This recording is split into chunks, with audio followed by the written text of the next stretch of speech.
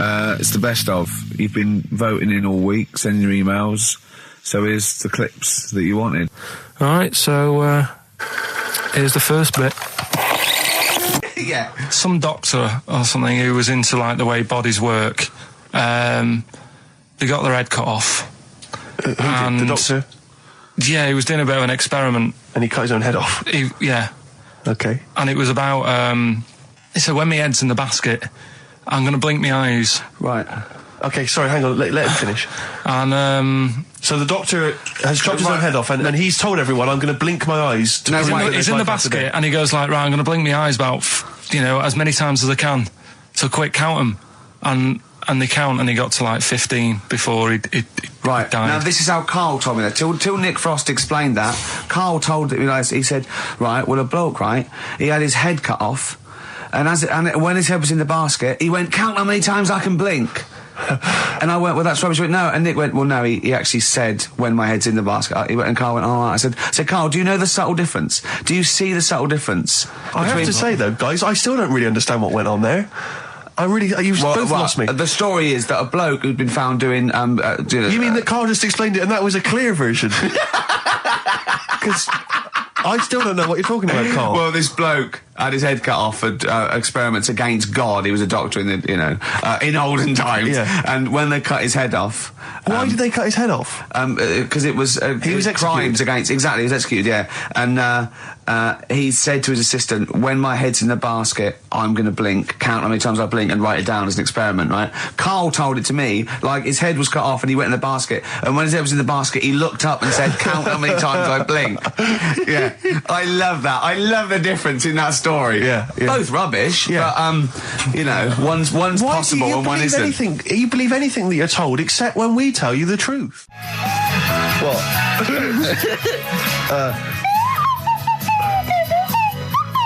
Someone's left one of those little things in here. It's brilliant, isn't it? It's amazing. What are they called, those things? I imagine just there. I was thinking of being in the front row at a Morrissey concert and going, can I just play along? They are brilliant. I don't know what kind of sound that is. I don't know. It's only used for when Kenneth Williams sees someone undressing.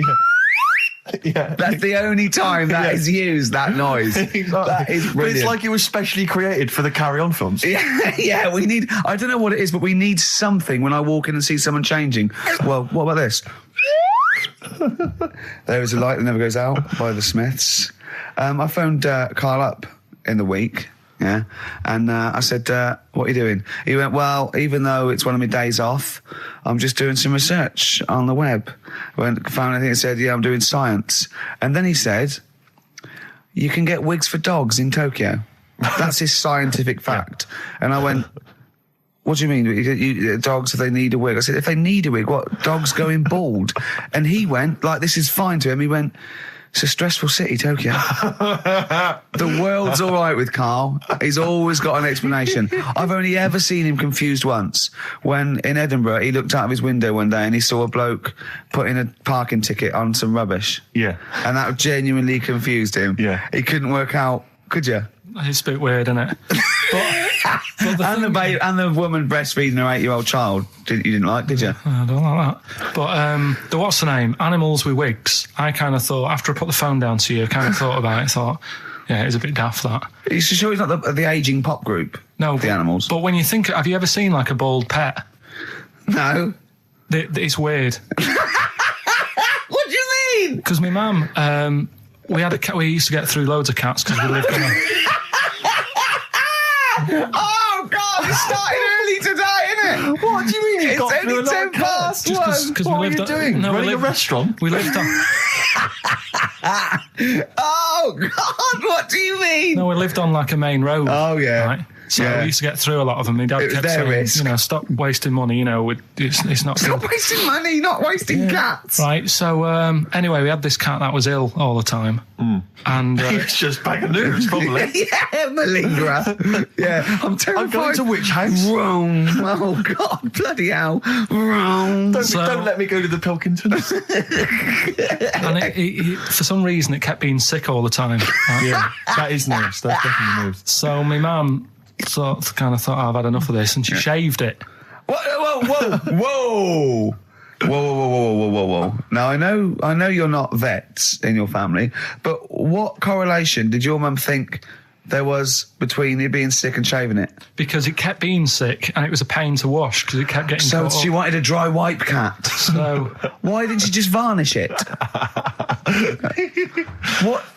it's weird. It's weird. Though. So now he's cold and sick. No, but not all of it. She left sort of the back half, but sort of from its waist, sort of. I love that. Shave it because it's sick on itself. And That is it was the genius. weirdest looking thing. I mean, normally I like cats. I'm always like giving yours a stroke on the head and that. Yeah. But as soon as she did that, it was like, oh, Yeah. can't touch it. And then So now it's sick, cold, and hated. Yeah. Carl. It must have. I mean, the other cats must have been taking the mick out of it constantly. It's just making things worse. Did it get? I'm hoping that it got run over and was put out of its misery. no, I think it got all right, that one. Or is that the? Yeah, it did get run over. It did. Oh God. Oh dear. How many cats do you say you've got through? I'd say whilst I was living at home, I mean, it's still on the increase even though I'm not there. So whilst I was there, probably 5. God. Wow. Oh. Yeah. And were you upset each time, or you just got used to it? It's one of them things, isn't it? Like I've said before, when you first see something, it's a bit of a shock. Do you know what I mean? It's like the Elephant Man or whatever. Yeah. First time you see him, it's that sort of, oh, look at that. Do you remember the first time you saw Steve? No, I'm not being funny. Do you remember the first? Yeah, but I've said this before. It's always, then you get used to how people look and you don't... No. I'm going to burst. You have to play a record. No, but... Because I just see Steve's face. No, but I've got used to it. Shut up. Wait, what were you thinking during the quiz then when the questions were coming out? What were you thinking of? Well, what it was, right, just before the quiz started, I had to go to the toilet, right, because the rule is, right, people who don't go to it, once it starts, phone's off, Oh, yeah, no you more can't leave toilet. the room, They yeah. take it dead serious, don't Yeah, they, right? yeah. So I went to the toilet. Now, I'm not being out of order here, it just got me thinking, right? I went to the toilet, the gay fella in there, right? There was a gay fella in there. Gay fella in the toilet. Now, How could you tell? How did you know? just typical, everything about it, right? Everything about it, right? Yeah. Oh. What? Just Large imagine- handlebar moustache, leather cap. Butt plugs, amyl nitrate. Could I just say that these views do not reflect the views of the management of XFM or me and Steve? Or Go on, most Carl. of the people in this country. Go on, Carl. What's your problem? Yeah, but this is what I'm worried about, really. But this is why I only got Danny Minogue right, right? Because this was floating around my mind. Went She's to a the big toilet. gay icon, Now, isn't she? go into the toilet. They have like men's cubicle and they have women's cubicle. Yeah. Now, without sounding out of order, is it wrong for me to think gay men should have their own little cubicle? Go in. They should have their own. Well, not cubicle. You mean an actual toilet, I suppose. When I was at the urinal, Yeah. normally, there's a fella there, and then you go, all right, and there's no pressure. But I couldn't go. I was thinking, should I wait? If I go into the toilet, it'll look obvious. Yeah. I had loads of pressure, and But this was what were going you on. worried I'm so about? sorry. What were I'm you so concerned sorry, about? viewers? I'm so Well, sorry. it's like, right, listen, when I was a kid, right, and it's all right for you to go into women's toilets when you're a kid, it's like, oh, it's a bit cute, Yeah. right, as long as you're not, like, over 15 or something, right? Right. But when I was a kid, I went into a toilet, and women, when they use their little cubicles, they don't shut the door. Some of them just sit down on the toilet, Yeah. right, and you see everything. And, no, seriously, that's probably one of the first times I saw, like, a woman. Yeah. That, right, and my Auntie Nora when she was staying over. What happened with your Auntie Nora? She was, she's into wearing caftans. Into wearing what? Caftans. Oh, yeah. What caftans? Big, bellowy sort of dresses. Right. And, yeah, I used to sit on the floor at home in front of the telly. Sure. She was on the chair behind. Yeah. She did a bit of a sort of a Sharon Stone scene. Oh, God. Yeah. Did you see it? There was no underwear. No. What age were you? What was it like? What age were It you? was like a ripped tennis ball. What? Right, we're off air. Either that or put us in for the Sonys. This is the Best Of Show on XFM 104.9. I'm Ricky Gervais, with me Stephen Merchant. Yes. I hope you're enjoying the Best Of. Oasis, Live Forever on XFM 104.9. Right, we're in the swing of things. It's mine and Steve's favourite bit of the whole show. This is what we do this show for now. Educating Ricky. Yeah. Go for it, Carl. You said that learning can't be fun. Yeah. Yeah. Okay, I'll go for the one. What's the one about the butcher going down the butcher shop? You've got to get your kit on. We're off down the butcher's. Yeah. You going for that one? Yeah. Well, do you know the saying, don't let the cat out of the bag? Yeah. Do you know what it means? Yeah, don't give away a secret. Right. Well, do you know how it came about? No. Well, ages ago. Before, like... Ages ago. 17th century? Yeah, before, like... Yeah, 17's good. Yeah. Before, like, proper butchers and Dewhursts and supermarkets and that, you used to get these blokes who sold meat. Right. Butchers, they were called then, I think. Yeah, but the difference was they didn't stay in the same place, they moved about. Right, so they'd turn up on a street corner, right, and he'd have, like, loads of carrier bags of, like... Carrier bags? Yeah, with meat in and that, and people would Plastic be like, carrier bags? Yeah, with whatever. mobile butcher on them. Yeah. Right, so... And an email address. Yeah, go on. People went, right, yeah, I need some meat, right, so they'd go up to this bloke and say, what have you got? And he'd say, well, I've got a you can have a bag full of pig, or you can have a bag full of chicken, whatever. Yeah. And they'd go, yeah, how much? They go, call it a fiver, whatever. Yeah. And they'd buy them, and to make more money, they didn't always fill the bag with what they said was in it. Oh, I thought that might be the case. Right? Yeah. So what Did they they used ever to do... put cats in there? Yeah. But I don't see what...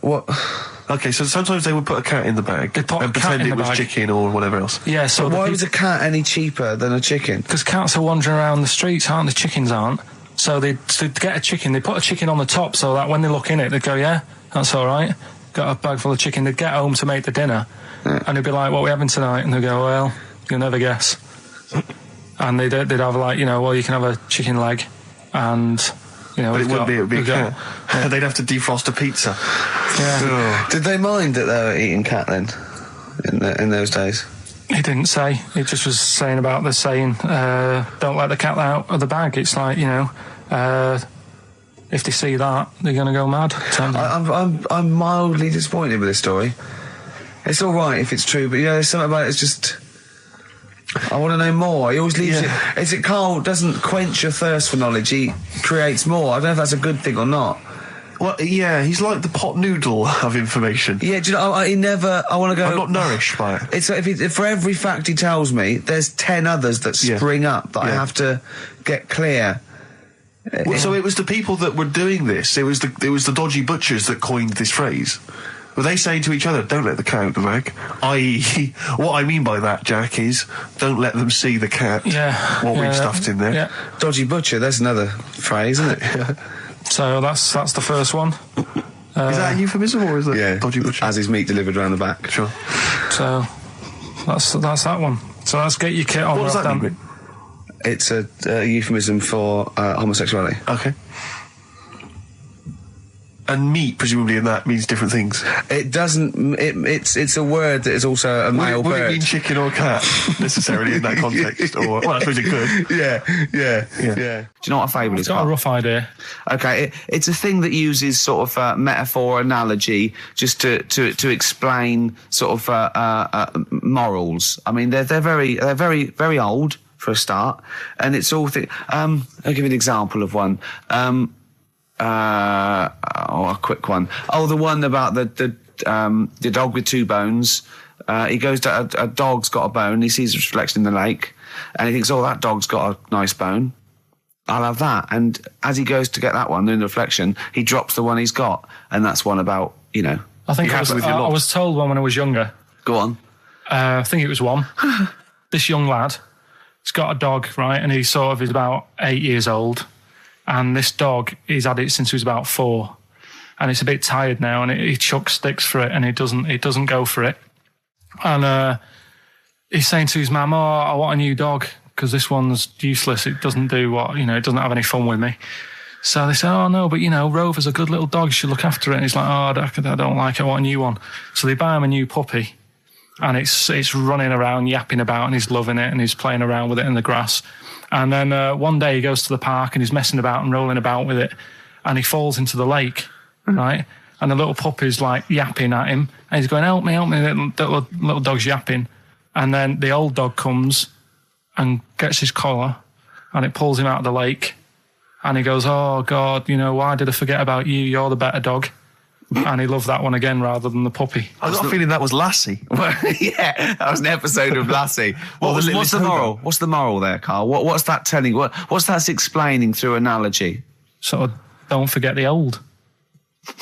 Look after old people.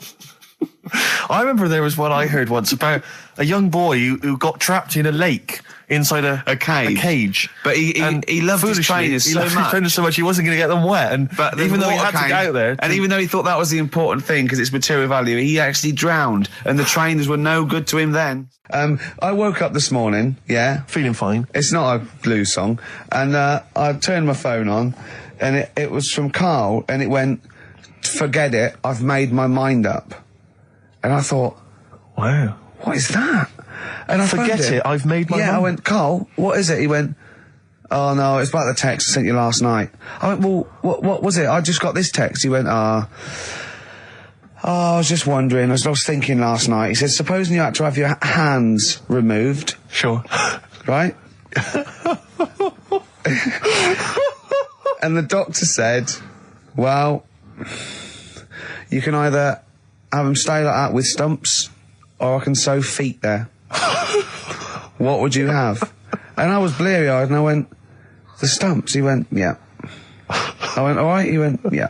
And then what was his follow-up text to that? And then I got the text, it was obviously before it, and it went, and it was like quite serious. What would you do if surgery not doing your hands? Would you have stumps or the feet? Right? Now the way, when I said he's made his mind up, and I went the stumps, he went, yeah. I think secretly he decided on the feet, but was too embarrassed to tell me. There's a little bit of what would you do? Because But why did you think of this? Why did you think of this? Girlfriend's away, right? Yeah, no, that's not why you start thinking bizarre surgery devices. Right? I'll let you into my little mind, right? Last night, I had some beans on toast, right? She was away. It's good already. She was away, she had some beans on toast, she went wild. Yeah. Right? Now, I was stood up, I live on on a high street, right? So I'm washing up, I'm looking out the window. First thing that had my attention is, I can look into other people's flats, right? Yeah. And it was weird how all these different lives were going on, I was watching them, and everybody had the telly on and was watching Volcano, right? Which was on last night. Right. And I thought, oh, that's weird, right? I can see them all watching it. And it was like a little Chinese lad who was dancing around in some underpants. Yeah. And then there's a little old woman who lives downstairs who was reading a book, and she's always reading a book every night. And it's like, I have a better life than her. And then there's like some sort of bouncer who's always getting ready to go out late at night with all the black on. He looks like a bouncer. So I was watching all this life going on. I thought, did you witness a murder while you were doing this? Yeah. It was like that sort of Sliver film where that bloke had loads of tellies watching people's lives. So that was going on in my mind. And then I was washing up, and I picked up the plate, and I thought, it's amazing, isn't it? The human body, the way you can just sort of, I want to pick that up, and you do. Yes. And the way your hands work, right? Yeah. You've got 5 little digits, but it's just the right amount to do to do what you've got to do, right? So I'm cleaning the plate. Sorry, Carl, stop. It's just the right amount. Might be one of the most genius things I've ever heard said. I would love David Attenborough to phone you up and say, Carl, how do I word this about the evolution of the mammalian front limb? Just go, we'll just say it's the right amount. But it is. One extra would get in the way. Yeah. And one less would just make it that little bit more tricky when picking up a bit of a slippery dish. Sure, or buying gloves. Yeah. A slippery dish. And then the other thing is, the one that I was reading, the world record with the fellow who's pulling a train with his teeth. Mm. Does that make any difference that he's done it with his teeth? What do you mean? Well, what difference does it make? Well, isn't it? It's quite hard to pull a train with your teeth, I imagine. Well, it's pretty hard to pull a train. all I'm saying is it because he couldn't beat the fella who's pulling it with his hands? Well, so this is my point. I think there was one bloke with the record for the running backwards 100 metres was sort of like 11 and a half seconds. And I was thinking, turn around, you'd probably have a really good go at that. Do you know what I mean? Yeah. It's sort of like doing a marathon with a milk bottle on your head. Take the milk bottle off and see how fast you can go, you twat. But you can just tweak it, like the fella who has done the pegs on the face, right? Yeah. His name's Gary Stretch Turner, right? Right. So you're sort of cheating already if he's got a stretchy head, right? but you are, right, you are one of the most stupid humans I've ever met. Well, get me in the book. Yeah. Right? Well, listen. So Gary Stretch Turner, right? His record is 153 pegs. Yeah. He did it again, and he only got 150 on. So he hasn't broke his own record. Right. But what I'm saying is, if he tweaked it a bit more, would that make a new record? What? Well, if he said, I've got 150 pegs on, but at the same time as eating a burger. I see what you mean, yeah. He'd be the world record breaker for pegs and eating burgers at the same time. Yeah, just change it a bit. If you know you're not going to make it, just do something else. I'm assuming the rules are set at the beginning, Carl. That's it. That's where they say, right, you're just going to do the pegs thing. You're not going to introduce burgers halfway through, are you? Definitely not. And then they have a go. I was on one leg, not interested. How many pegs? 150. Can I just ask very briefly, I was quite interested by the family had to move because they lived on Butthole Road. Yeah, I quite like that one. I don't know if I've told you before, Rick, where I used to live. I'm not going to tell you the name of the street that I used to live on, not on air, because my parents still live there and I don't want, But I'm going to write it for you now. This is the genuine name of the street I used to live on. Just imagine when you're at school. Yeah. And like in class, for instance, in French, you've got to say, you've got to answer where you live. Yeah. J'habite, wherever. Yeah. That's the name. This is actually the name of the street we lived on. No, it's not. I swear to God. That is... Absolute right. I could phone my father now and he could confirm that for you. No, I swear because he doesn't want to God. And I tell you that... But listen, do you know what worries me? It's the apostrophe S. I know. Because that's blatant. Yes. Amazing, isn't it? That is incredible. Imagine how embarrassing that was. So if I look that up in the Bristol... You will find that in the Bristol A to Z. I swear to God. That is really... Why have you never told me that before? I can't believe I haven't. That's I'm incredible. still embarrassed now. Do you know, whenever I have to phone up, if I have to give that address, I always spell it instantly. Really? Like, somehow that'll hide it, that'll disguise the name. But I can't get over that. Anyway, if you perhaps live in Tits Avenue, yeah, or... Wanklin Drive. Wanklin Drive, just get in touch. Let us know, we're not really interested. You've been voting in all week, sending your emails, so here's the clips that you wanted. Carl, you're making noises while I'm talking. Yeah, but you do this all the time, trying to wind me up. And I'm not saying Manchester's the best place in the world, but what I'm saying is there's bits of it that I really miss. Yeah. Like last Sunday, right? When I'd met up with Ricky, we had spaghetti bolognese, which was all right. And then I said to him, I need some soil. Damn, I wish you'd invited me. It sounds amazing. So I need some soil. What do you think? You need some what? Soil? Soil, yeah. I need to repot a plant, right? Yeah. So you need to repot a plant? Yeah. Fair enough. So I'm like, where you can't see these shops in London. Do you know what I mean? There's nothing around. I took him straight to one in my street. Yeah, but near your street, and that's probably the only one in London.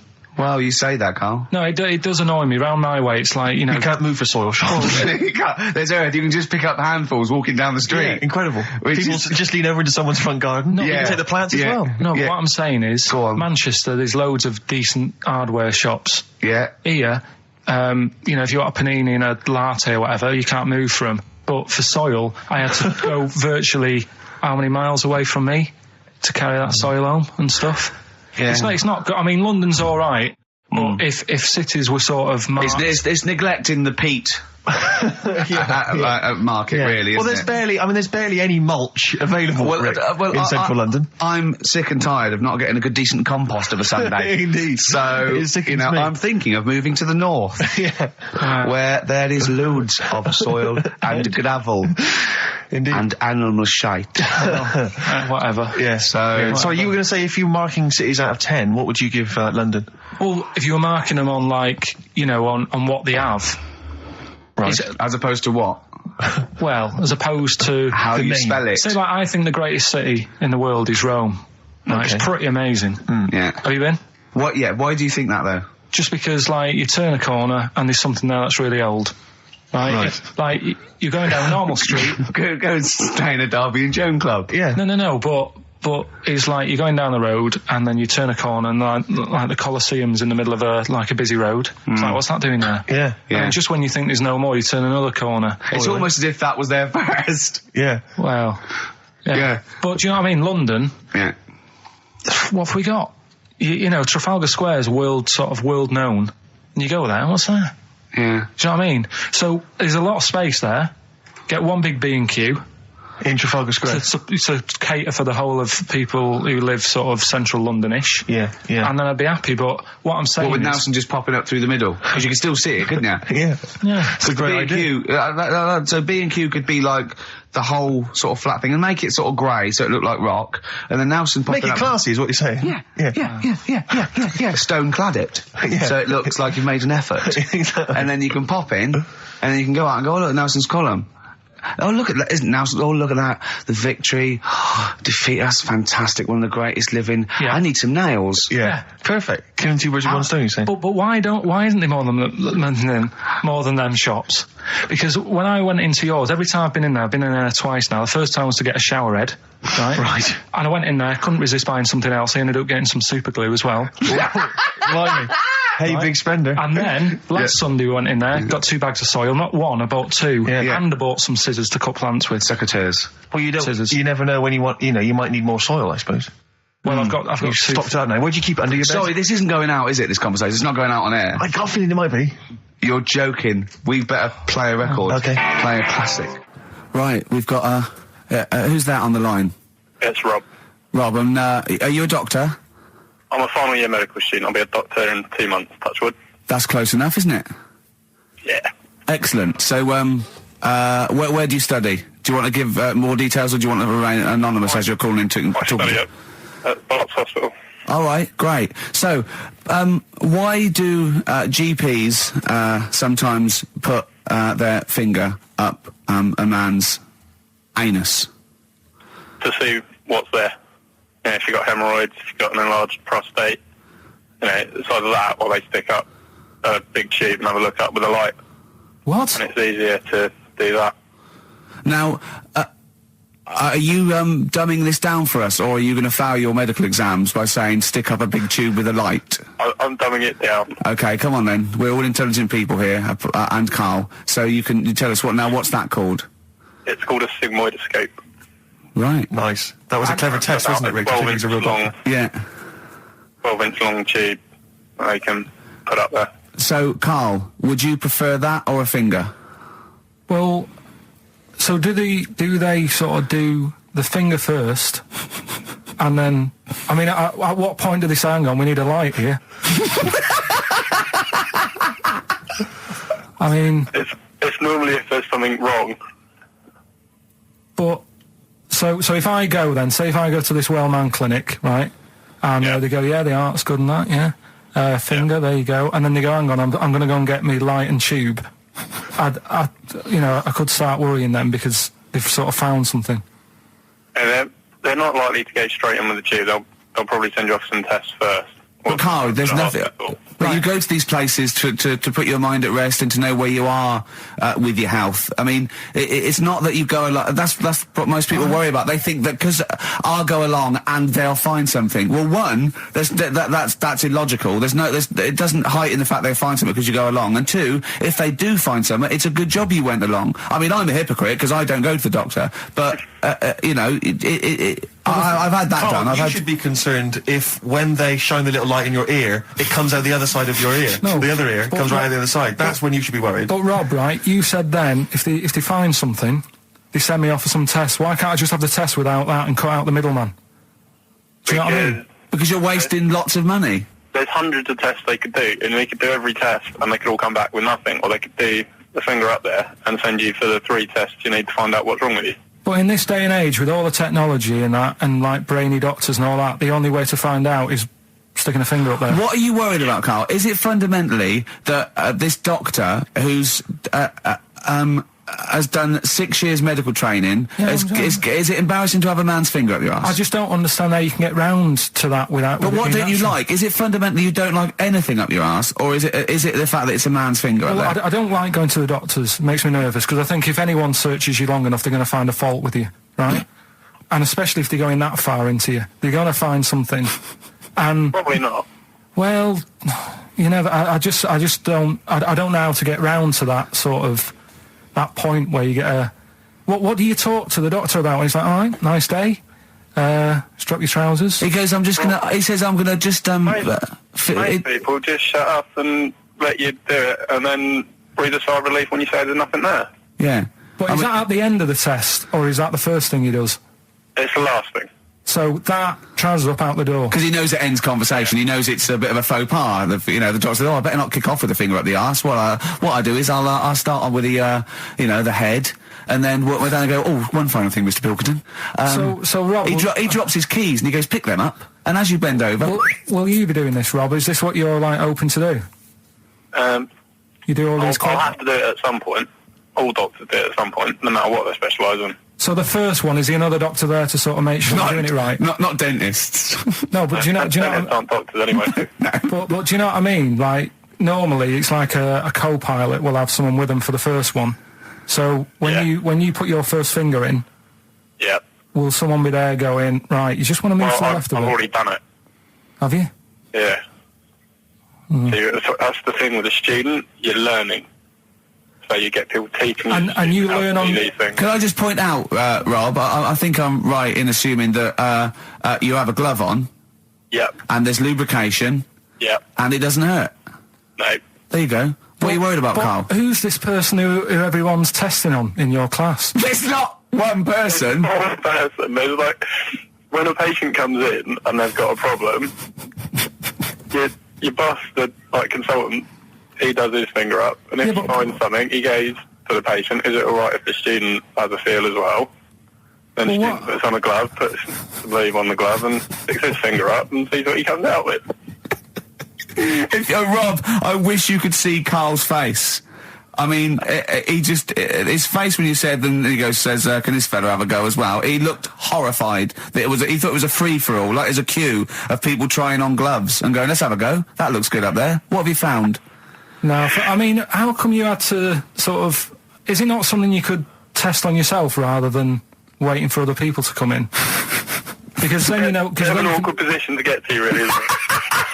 Well, but you can have a good rummage then without feeling too awkward, but to sort of have a go on your first patient when you don't really know what you're looking for anyway, do you know what I mean?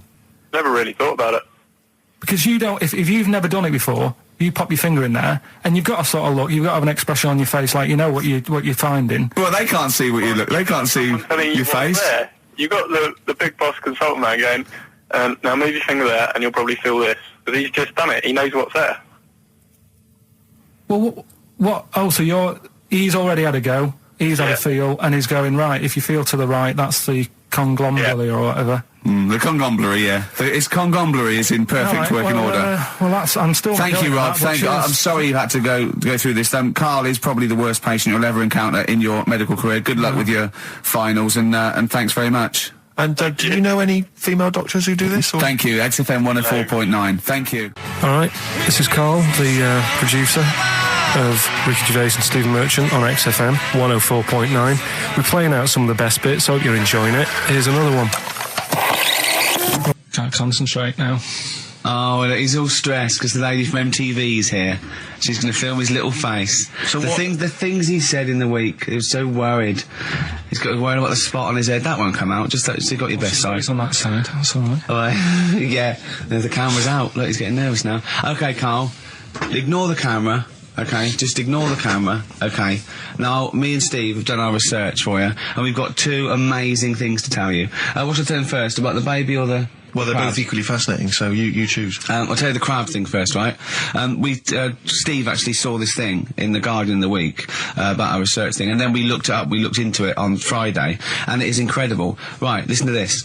There's a thing in a bay in New England, right, where it's like the biggest, they make silicon chips and stuff for computers, right?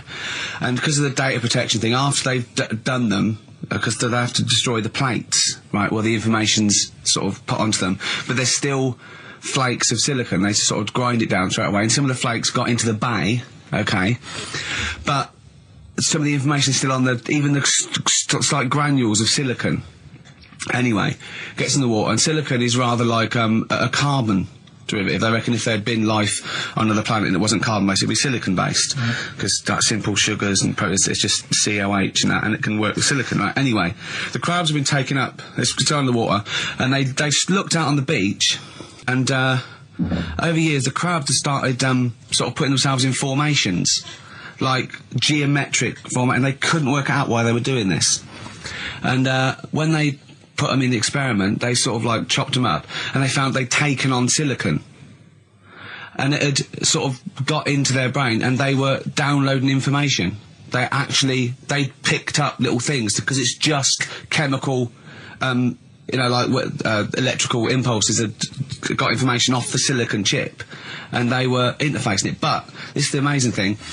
One bloke sort of thought of this, and he thought, well, if it's a simple computer with the brain, if it's just a simple sort of electrical thing, then maybe there's sort of we could get it down. So what they did is they made a thing called a biointerface, and they put it into the crab's brain, just a really simple brain, so it's measured on Mangala, right?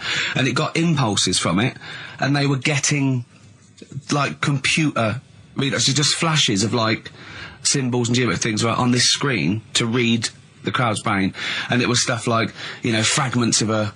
What made them do this in the first place? Because they saw the crabs behaving differently. They were behaving differently to each other. They were just like they were, intelligent, and they were sort of solving problems and all this sort of stuff. Anyway, when they downloaded the thing, it was like they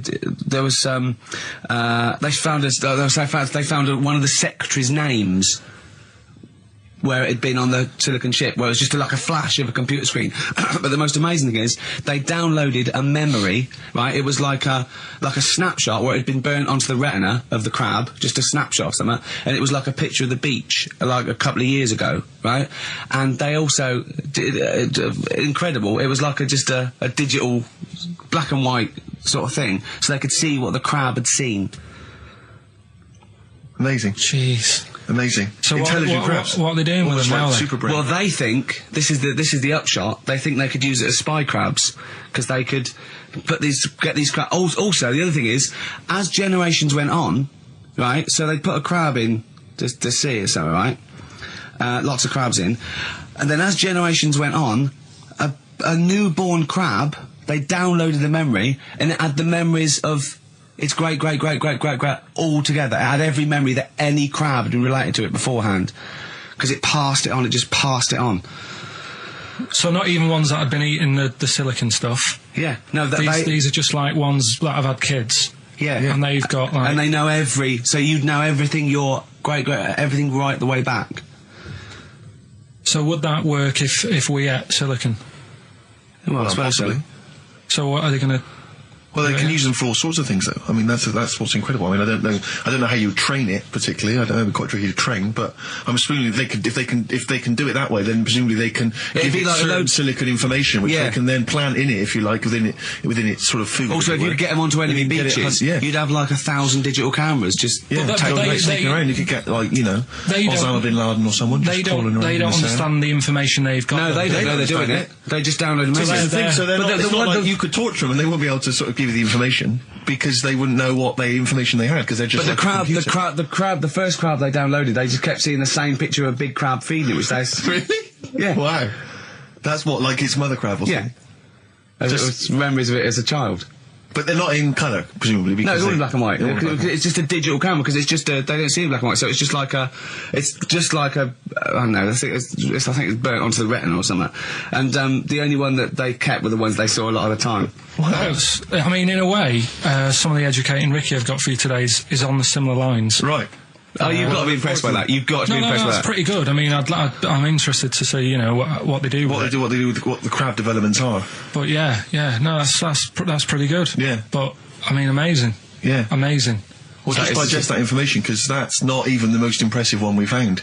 I think it is. I suppose it's pretty impressive, but the next one's maybe more shocking. Okay, right. But let's play a tune, and Ricky's got another extraordinary fact. Have you actually punched anyone yet? Have you actually? No, I haven't punched. I've punched pads, and I've punched the bag, and I've sort of sparred and that. I know you're going to get a chance to punch Well, as I suspected, my punching power was alright, but my fitness is, it felt like I was smoking. Yeah. But there's, bits of lung that haven't had oxygen in them for 20 years. Yeah. And it's ridiculous. And also because it's not only it's being filmed, but there's other fighters there that are ridiculous. They're like machines, right? And it's that thing I can go, right, I can come out on top, but die now of a heart attack, but never give up. Or I can sit down and go, I'm sorry, I feel ill. And I chose that one, and of course they took the mick. Well, of course. But I mean, soon, as I said, I haven't got the respect yet of the boxing fraternity, but how long have you got then before? 4 weeks. Okay, so, and do they think that they can turn you around health-wise in that time? No, they're being realistic. No, they're going to,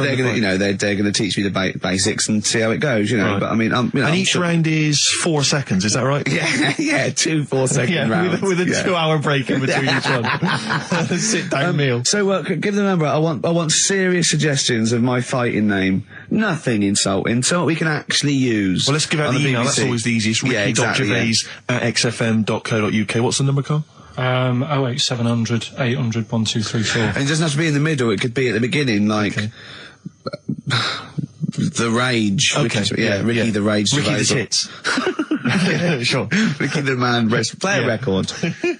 It was a good day, Ice Cube talks to me about my life in the pub. Yeah. A couple of emails are already coming in. They're flooding in, Rick, inevitably, as boxing name suggestions for you. This is one from Matt, I think. He's given a couple, actually. Ricky the Pudding Gervais. Ricky Big Mac Gervais. There's a theme here. Ricky Pasty Gervais. The pasty. I quite like the pasty. Here comes the pasty. As Carl said, he said the thing is, if you have a really good nickname, it's embarrassing when you lose. Whereas if you just call yourself, it's not so embarrassing when you lose. Carl, this is doing no good for my ego. Do you know what I mean? If you have like Killer Gervais. Yeah, and then you end up like vomiting, choking on your own vomit upside down, hanging out the ring. What happens if you win? Do you have to do something? Whereas there goes the pasty being stretchered off in the first 2 minutes. Yeah. It's not such a problem. There he is, being lightly basted. And chucked down a mine. What do you mean, what do I have to do? Say if you beat Grant, say if that happened. Yeah, right. What happens next? What do you mean, what happens next? What? Do you think this is a contention fight for the big one? But do they, Well, then we make Ricky 2. No, but do you know if they're planning on making more money? Because it's for comic relief, isn't it? So what happens on the night? It's for a charity of our Comic choice. relief would make sense. Yeah.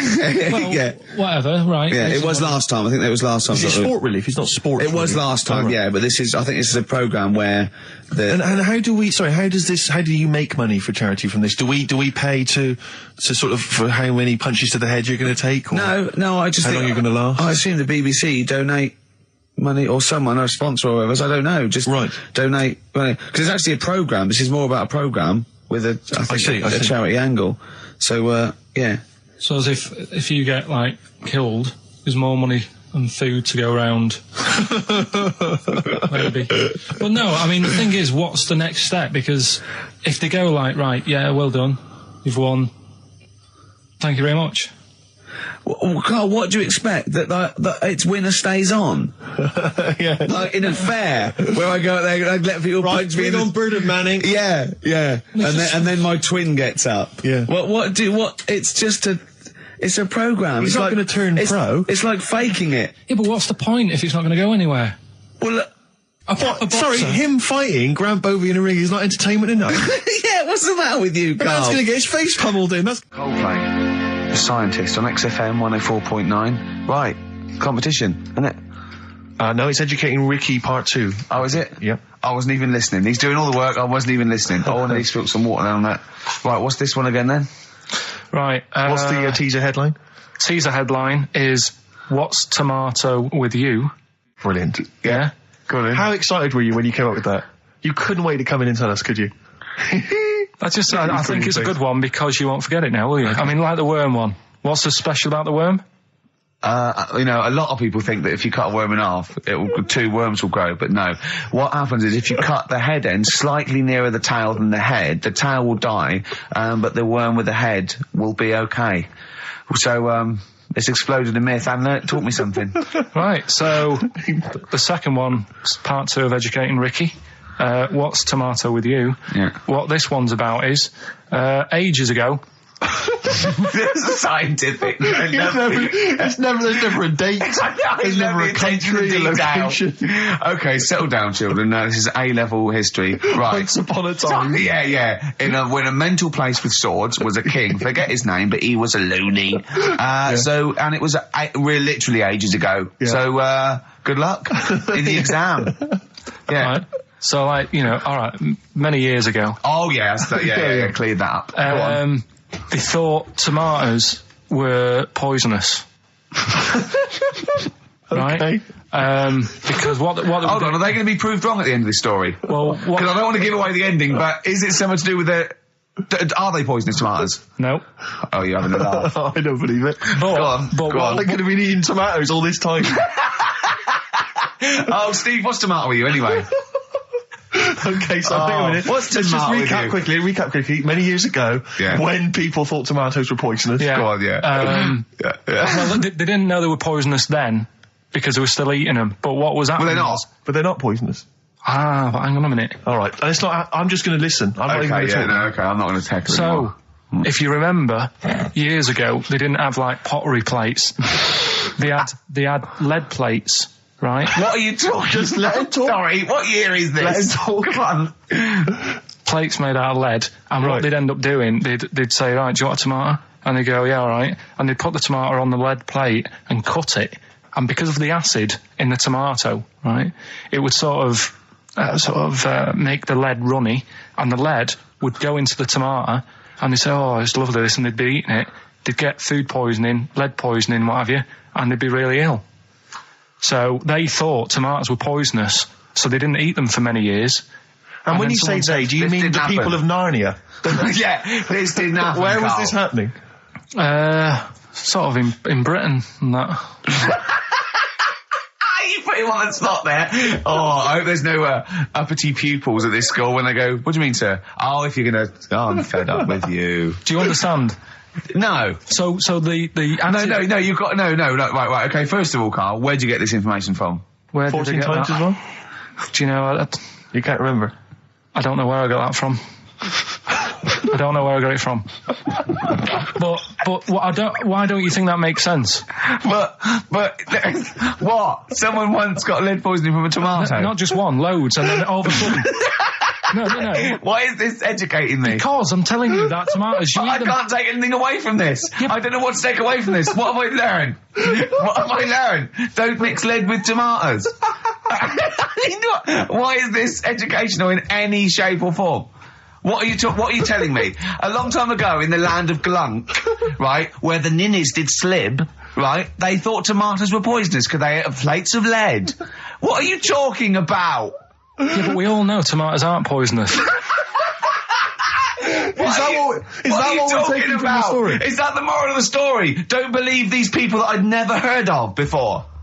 What are you talking about, Carl? I think it's a bit weird. It's a bit weird, yeah. It's the same people that were spreading those malicious worm rumours. My hangover's coming back. I've got to get some water. Play a record that was rubbish. Placebo, Bitter End on XFM 104.9. This is pre-recorded. We recorded this a couple of weeks ago, before Christmas. I hope you had a great Christmas. If you didn't, not our fault, really, is it? Nothing to do with us. Would have thought we'd have. We're at a time because we've got plenty of cash now, thanks to a lot of you who probably bought the Office DVD. Yeah, probably got and that. If you haven't yet, and you've maybe got vouchers or money, still available. Still there in the shops. Still available. You can still make it the best-selling DVD of all time. Please do. Yeah. Please do.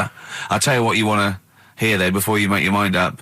I'll tell you what. If you like this next clip, go and buy the Office DVD. I think you will. It's a brilliant clip. It's the one where we talk about. Well, it's self-explanatory. Yeah. We talked about it before. Do you know the little mouse that had an ear on its back? Yeah, sure. Right. Well, you thought he had a bad time, right? Listen to this one. Mouse walking about with us, sort of wearing a monkey's testicle. They're just having a laugh. This is what I mean about a lot of scientists. What are they doing? When's that going to come in handy? I don't know what you mean. Well, they were seeing if, say if a fella loses one, right? Yeah. Hitler or whatever. And they go, well, don't worry about it. We can sort you out. I don't know what the monkey's going to do. I don't know if they keep passing them on or whatever. But the actual monkey testicle was put on the mouse. And it worked. It worked for the mouse. But isn't it... I mean, isn't a monkey's testicle quite large in relation to a mouse? Would it not look like the mouse was on a space hopper or something? Oh, yeah, it didn't look good. Well, they didn't put it where its testicles would be. No, they did. They put it... Well, how could it walk, then? The ear was on his back, so he could just get about. Well, I don't know. But well, you don't know, do you? You just guessed. Did they grow the monkey's testicles where the mouse testicles would... Well, it looked stupid anywhere else, though, wouldn't it? Oh, whereas a mouse with monkey testicles, that's fine. Oh, you'd be showing off. You'd be all right. I'd prefer that than the ear. When that mouse gets put back in with the other mice, do the other mice go, George, you look different. Have you had anything done? But the weird thing is, as well, apparently it still works as a monkey. What? So, like, what are you talking about? Like the sperm and that was it was still sort of monkey. Of course it was. What are you talking about? Well, that's weird. But what, Carl? What do you? It's only a thing to give it nutrients. That's all the thing they're testing. It's like grafting at that level. Right. What's your question? Because I'm right. What do you think? It would change eventually. It would have changed into a mouse testicle because it had been hanging around a mouse for so long. No, I thought the actual sperm of it though would be a mouse's. Why? Because it's hanging off a mouse. No, but your sperm is actually created in the testicles. So that's why it has to be outside your body. Otherwise, we put them in a nice little cage. But I'm guessing then that they've done this operation so that they can do it to humans. Yeah. Why would I want a monkey testicle if my kids are going to be monkeys? What use is it? No, think. That's no. That's going to happen anyway, Carl. No, yeah, but think. Think of what you're saying. They've grown a monkey testicle on a mouse to see if it would still function as a monkey's testicle, okay? So they can do that to humans. So think, Carl, what they'd do is they'd grow a human testicle on a mouse and it could still be used as a human testicle. So what? To give you a testicle that you've lost. From a mouse? No, from another person who it was kept alive on a mouse. Because it's kept the nutrients alive, as opposed to keeping it in a deep freeze. Maybe bollocks go off after a week. I don't know. Maybe they get accidents. He had a little a card. Do you donate your testicles? Yeah, I'll tell you what. No one needs testicles yet. Let's keep them on a mouse. You have yours ripped off in some sort of bizarre skiing accident. You go, well, you go in a Battersea Dog Town. You pick the ones you want. They can grow them on anything. They can grow them on a Dachshund. Bulldogs are growing them usually that's where you see a bulldog. Usually that's waiting for an operator. What don't you understand, Carl? Hang on a minute. I thought this was knob news, not testicle time. I don't understand why. Yeah, this testicle time's not for another 10 minutes. Yeah. No, it's all sort of linked and that, though, isn't it? Well, sometimes it's linked to a mouse. But what do you think about, like, I don't know, testing stuff out like that? Is it worth it? Could you not just go straight from... But listen, Carl, I'm getting this information from you. No, if this was on Question Time and someone said there were, Dimbleby and Paxman or whatever said it, I'd think about it as a moral dilemma. You've just said you saw a mouse with a monkey testicle. What do you think of that? I don't think any of it. I don't think anything of it is the answer, Carl, because I can't trust the info. I cannot trust anything that comes out of your mouth. Well, it's true, but it's just all this... It's the same thing, innit? It's the leeches in a blender. It's the fella looking at an electron. Yeah. It's the mouse with an ear on its back. Yeah. I don't know what the point is. But you don't read on.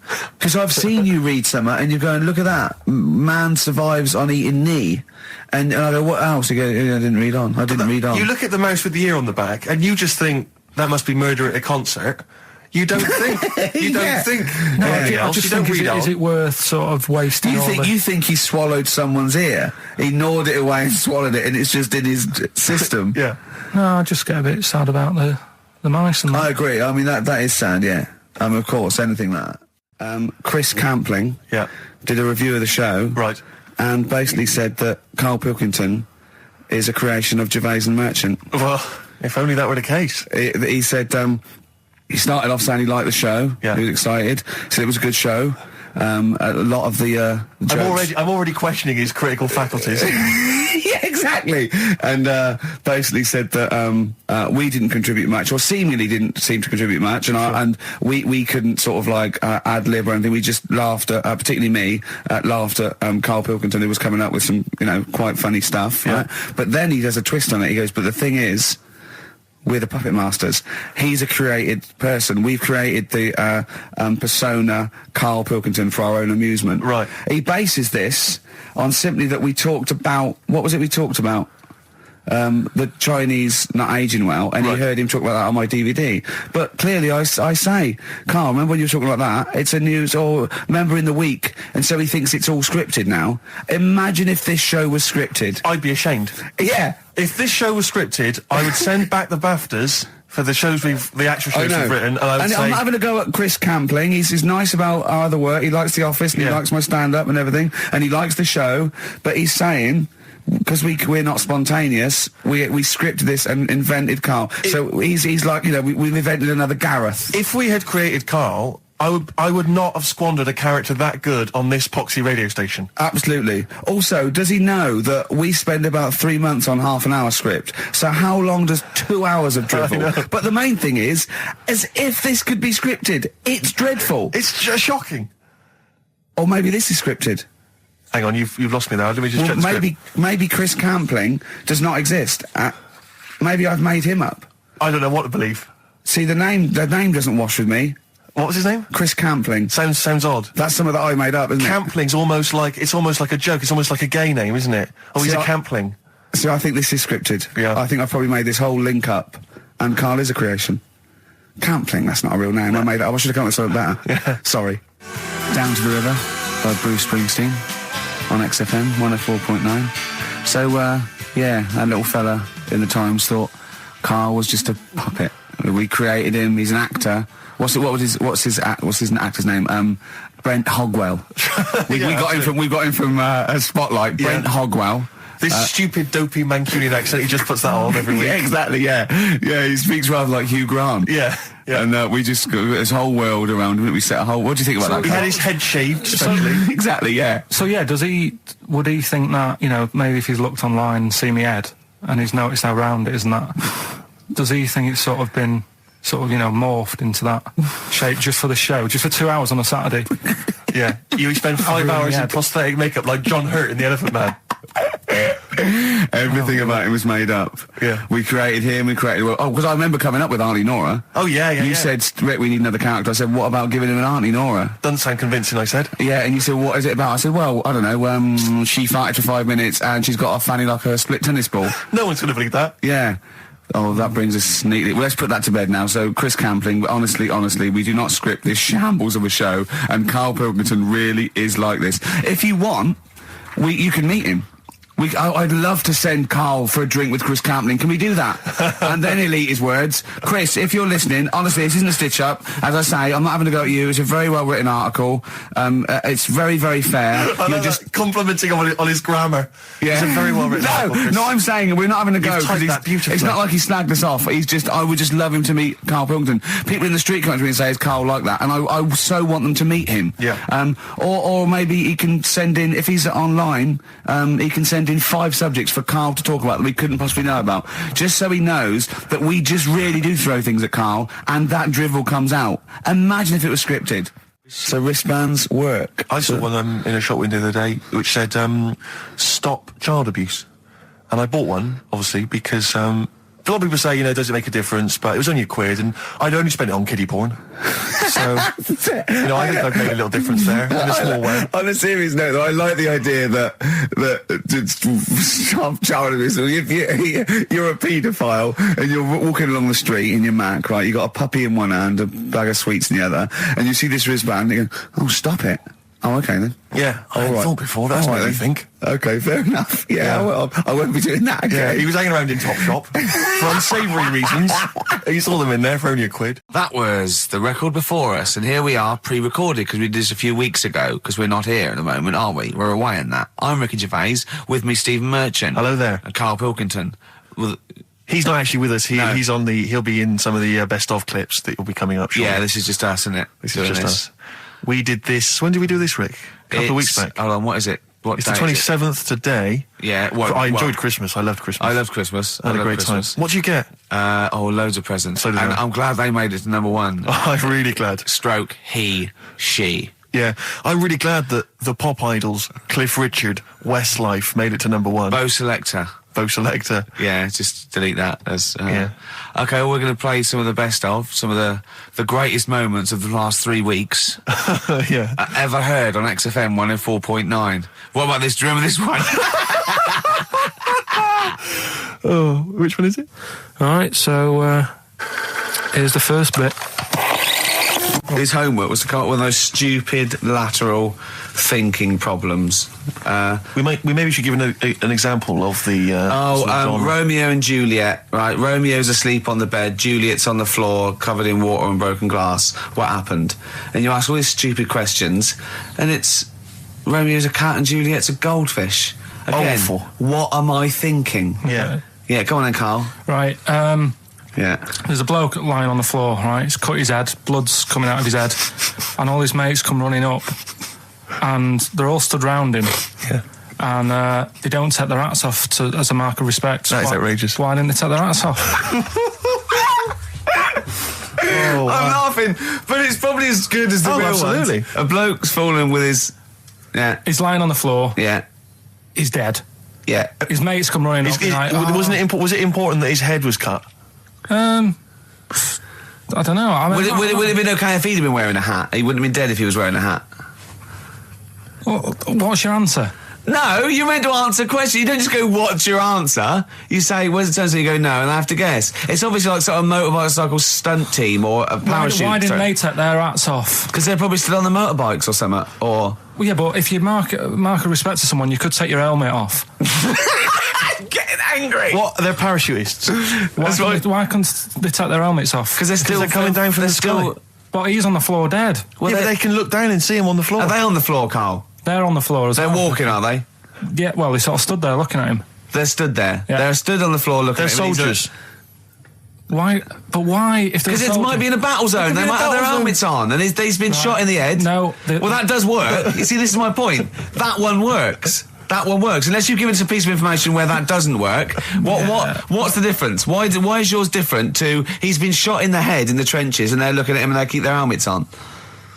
I just don't think it matters as much. If they're in the trench, they're already guarded a little bit, so they could take their hats off. It's the best mate, for God's sake. Okay, he's dwelling on this. Are they normal hats? What kind of hats I'll are give you the they? answer. No, don't get ratty. What kind of hats are they? Baseball What hats? kind If I told you what sort of hats they are, you'd have the answer. Wow. Okay, I've got to guess what sort of a hat it is then, have I? Right. Is it a trilby? No. Is it a bowler? I know what it is. What? They're spacemen. No. Oh, that's a good That one. one though. works as well. This is my point. I like that one a lot. It works. He's fallen on the moon, and not that the moon happened. It was set Yeah, up, it was wasn't it, all in the fake, studio? yeah. We know that, yeah. Okay, Carl, what's your answer? Builders on a building site. Why is that different to soldiers? Because bricks don't fall in wars. But bullets fly. Right. Let's play a record and we'll come back to it, Carl, while you think about what you've done. Oh, yeah. You've embarrassed Let's play some yourself. classic Suede. Yeah, and this is for David and Kieran. I think you wanted a bit of Butler. What do you make of the first genetically modified baby? Oh. Are you worried about this? Do you know what did they do? What? Let me see what it says here. It Well, says, isn't it just choosing the, eye colour? Well, this is the concern, isn't it? That in the future you'll be able to decide whether it's a boy or a girl, how intelligent it is, what it looks like, is it handsome, is it ugly? Obviously, no one will choose an ugly baby, and so on and so on and so on. And so it means that where will it lead? Where will it end, Carl? Are you concerned? I've thought about this a lot. What will us three look like in the future if they're being, genetically modified beautiful people? What will we be like? How will we be considered in society? True, yeah. But we've talked about this before, haven't we? about the cloning thing. Yeah. That's a bit weird. Yeah. But I don't think it matters, because at the end of the day, right, you might look like some other kid, but it's the way you're brought up that will change your features and the way you are, you know, your personality. If you lie, you get a long nose, don't you? Well, no, but listen, right, because I remember when we, you know, I was growing up on this estate. This is going to be good. Go on. No, it's not. It's just an example of how this doesn't work. Go on. So we don't need to worry, sort of thing. Sure. Right? Okay. So I'm growing up on this estate, and there was this woman about 4 houses down, right, who's a bit rough. All right. Didn't fancy her. Oh God, no. Right, but she had a baby. Well, tell me about her first. I'm interested in this woman. What was she? It was a very... Was it like being a man in a dress? I mean, I didn't grow up in a posh house or anything. And I'm not saying that if you live in a bit of a rough house, you're a bad person. What does she look like? But anyone can Tattoos? clean up. Look like Tony Green with a fag on. They didn't clean up much, right? Oh. Which, even if you've not got a lot of money, you can still try and make the place look nice. Yeah. Right? But she didn't, and a kid used to take a horse into the house. Sorry. Whoa, Neddy. What do you mean a kid used to take a horse into the house? Where did he get a horse? Must have nicked it from somewhere. Must have done. You seen a horse with it? No. What, is that from outside the saloon round the corner? Yeah, was it just tied up with a bit of leather? Right? Oh, that's great. Did Big Jake come looking for it? I'd been out. Oh. No, sorry, let me get this. This was before the lynching stopped or after. Where did he get a horse from? What do you mean he must have nicked it? His mum said, where'd you get that from? I bought it. All right then, but keep it out of the kitchen. I don't want you going Catlin rustling. Where did he get a horse from, Carl? And how long did he have it for? Was he leading it or riding it? Mum, open the door, I can't stop. I can't stop it. Open the patio door as well. Looks like we got us a runaway. What do you mean? I don't know, but the thing is, they couldn't afford to buy one because they're not cheap. So I'm just guessing. Maybe that's wrong of me. But I think... He had a horse? Yeah, right. So that's why the family didn't have any money. They'd spend it on the horse. No, I don't think, that's what I'm saying. I don't think they would have bought it. So anyway... Yeah, it's wise to whisper, Carl, in case they're listening. Yeah. And they could be in the room next door. It's not buying it, it's keeping it as well. Oh. So I was like in the car with my dad coming into the avenue, and you used to have to drive down it to turn round. And you know, sort of go back to our house. You had the traditional method of transport. Yeah. And the horse was in the lounge. Reading a paper. Just like walking around. Oh God! What? And when I was doing, I tried to earn myself some money once by flogging little flowers in plastic cups. What? This is genius. It just keeps coming. What do you mean you're trying to flog little flowers? What do you mean? Wait. Let's play a record. Let's play a record and come back to this. This story's going to just unravel and unravel. It's going to go on for hours. Let's play a track, deeper Carl. and deeper. It's like an onion, isn't it? We've created a whole world here where there's a man living with a horse. Just walking around the lounge. I come from the West Country. I've never heard anything like that. I just think of a big sort of like orange carpet and it's got a rediffusion telly and this horse going, I'm fed up in here. Exactly. This is really... I am not taking the rubbish out again. Yeah. Right, play a record. Let's have Velvet Underground. We've got that lined up. Oh, yeah, the classic from the first album. I'm Waiting for the Man. Let's come back to the horse in a second. Little flowers in pots. What do you mean? Go on. Talking about this the other day. What was it now? Listen, the fella... No, listen. Do you want, all right, no, come on. All right, he's got it now. Go on. This fella goes to the doctors, right? Oh, right, okay. Right, if this isn't any way apocryphal, stupid, illogical, impossible, right, you are never, ever speaking again on radio. So make sure this is at least possible. I'll tell you what, I'll even give you improbable but possible. So if anything that breaks the laws of the universe or logic, okay, that's all you have to avoid. On you go. Right, so this fella, right, he goes to the doctors because he's got earache. Right, okay, if a chimp's living in his brain... Go on. So he's got earache, he's sat in the waiting room and his ear's all bunged up and it's hurting a lot and what have you. So the doctor comes out and he goes, right? And because his ear's all bunged up, he doesn't hear it that well, right? So he thinks it must have been me, right? So he wanders in. Keep going. Anyway, I'm going to hate this. I can just feel it in my bones. Steve, I'm going to let you take over. Okay, let's hear it. So the doctor says, sit yourself down there, right? So he sits himself down. He goes, right, take your pants off, right? So he's thinking that's a bit odd. Anyway, he heard that though. He apparently he took his tackle off, the doctor, like, did some operation. What, there in the waiting room? No, in his office. In his office, yeah. What? Wait, so he removed what? His genitals? Yeah. In his office? Why, Carl? Because he hadn't called him in. Oh, he'd called in the bloke who wanted his testicles taken off, and he didn't hear it. What? So the doctor went out and said, Mr. Jones, who's here to whip off your cock and balls, just here and now, right? Bloke comes in, didn't it? It must have been me. So the bloke who wanted his balls taken off didn't say, oh, I think he said me. So he didn't interrupt then. So the bloke goes in, he starts taking his testicles off, and he doesn't say, I'm here for me ears. What are you doing with that? That was Jane's Addiction. This is the Best Of Show on XFM 104.9. I'm Ricky Gervais, with me, Stephen Merchant. Yes. This was a clip show. We recorded this a couple of weeks ago. I hope you had a Merry Christmas. It's not over yet, because tonight at 9:50 is the second part of The Office Christmas specials. It's brilliant. Watch it, and we'll be back next week live. I'm Ricky Gervais, with me, Stephen Merchant. Bye. Have a great new year.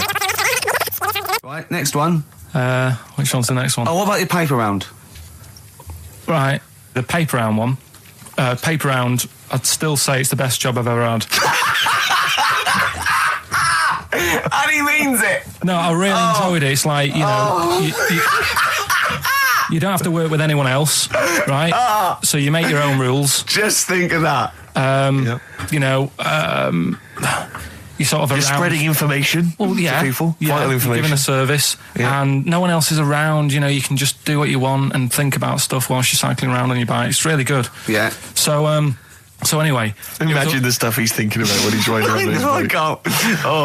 So getting in the head of a salamander. So anyway, I loved it, and even though I only got like 50p a day, right, no matter what the weather was like and stuff, I used to get up at 4:30 and go and do the round. And why'd you get up at 4:30?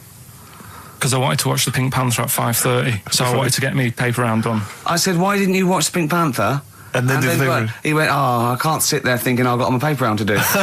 He'll ruin it for him. Yeah. So is it a good job or not? So 4:30 I was up and about, and this morning it was like winter, really bad winter, bad snow, you know, freezing cold, really windy and all that. And my mum said to me before I went to bed, she said, don't be getting up tomorrow, I'll give you the 50p. I said, it's not about the 50p. So, you know, people want the papers and stuff. So, conscientious. So anyway, I went to bed thinking, you know, that's it. I've told her I'm still going, so, you know, whatever. Go to sleep, get up in the morning, and put all my kit on. And I used to have layers of clothing on because it was really cold. I had like a big anorak on with the fur on. I had like waterproof pants, and I got my paper round bag. And I went downstairs to get out and tried to open the door, and it was locked. I thought, God, so she'd locked it so I couldn't go out. So I'm searching around the house looking for the keys. She must have hid them somewhere. I thought, oh God, you know, I've got the papers to do. So I thought, how can I get out? So I went upstairs, climbed out of the bathroom window. God. Right, and to try and jump out of the bathroom window onto the porch. But the problem was, I had so much gear on, I was like the Michelin Man. So I could hardly move as it is. Yeah. And I'm trying to get out the window, and I'm like, trying to stretch down like that, get my foot on the porch, and my bag got caught on like the hook of, do you know, like how you have a hook so you can put the window open? Right, yeah. The little arm goes on. My bag had got caught on that. I was holding on to the wall and my foot on the thing, so I couldn't sort of pull it away in case I pulled it away and then fell on my head. Yeah. So I'm stuck there. Dangling.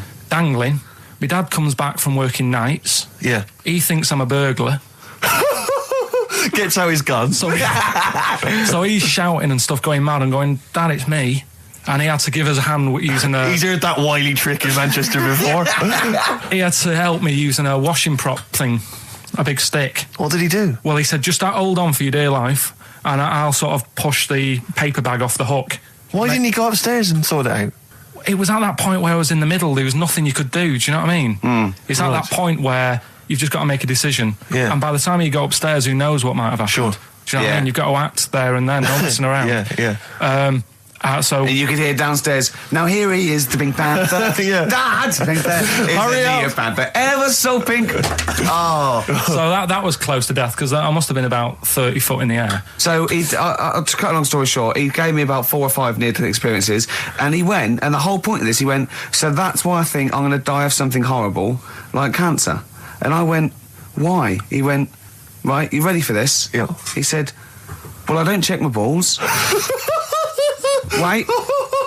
He said, I don't like the feel. Carl, always check your balls. Do you I check don't yours? like the feel. Why don't you like the feel of your own balls? They just... I mean, you know that I don't like bodies anyway. Right. Do you know what I mean? It worries me a bit that you've got all that going on in your body, right, and your skin's keeping it all in place. Stop. We're going down a whole other avenue of discussion. Let's play a track, let's come back to it. An email from Suzanne talking about your tea that night. Was Suzanne out on Wednesday night? Was the an England game or something? Yeah. So you were alone. You were home alone, were you, Wednesday night? Yeah. Did you enjoy your meal? Was it a quiche? Go on. Right. From Suzanne to Carl. Take the quiche and put it on the baking tray. Cook for 30 minutes on 190. Take lettuce and put on plate. Take 3 tomatoes, wash and chop into quarters. Place on lettuce. Take an avocado, chop in half. Remove the stone. Peel skin and slice. Place on salad. Put salt and pepper on and a dribble of olive and balsamic vinegar dressing. Right? In brackets, small bottle behind the cafetiere. Right, in case he's reaching for bleach. Yeah. You know what I mean? That's it. You have to put everything else away. Right? Then sprinkle a smidge of parmesan on top. Remove quiche from oven, cut into quarters and put on plate. Eat. Oh, wow. Does she have to do that every single time she's out? No, it's just that I'm not that good at cooking, right? And to be honest, that was a lot of hard work. I didn't bother warming it up. And I did without the avocado. Why? Too much messing about. He didn't even do that with instructions. It was too much. But yeah, I'm not that good at cooking. And Did you genuinely... That's not cooking, though, is it, Carl? That's heating up a slicing. quiche. That's cooking it is making the quiche. Yeah, but I'm just... Could you have figured that out if she hadn't left that note for you? Why did she have to tell you what the olive oil and balsamic vinegar was? Because I've put sort of cooking oil on my food once, and I said, oh, it's a bit... It's ever since, right, years ago... I'm gonna die! Years ago... leaving Mr. McGill at home. It was ever since I put sausages in the toaster that...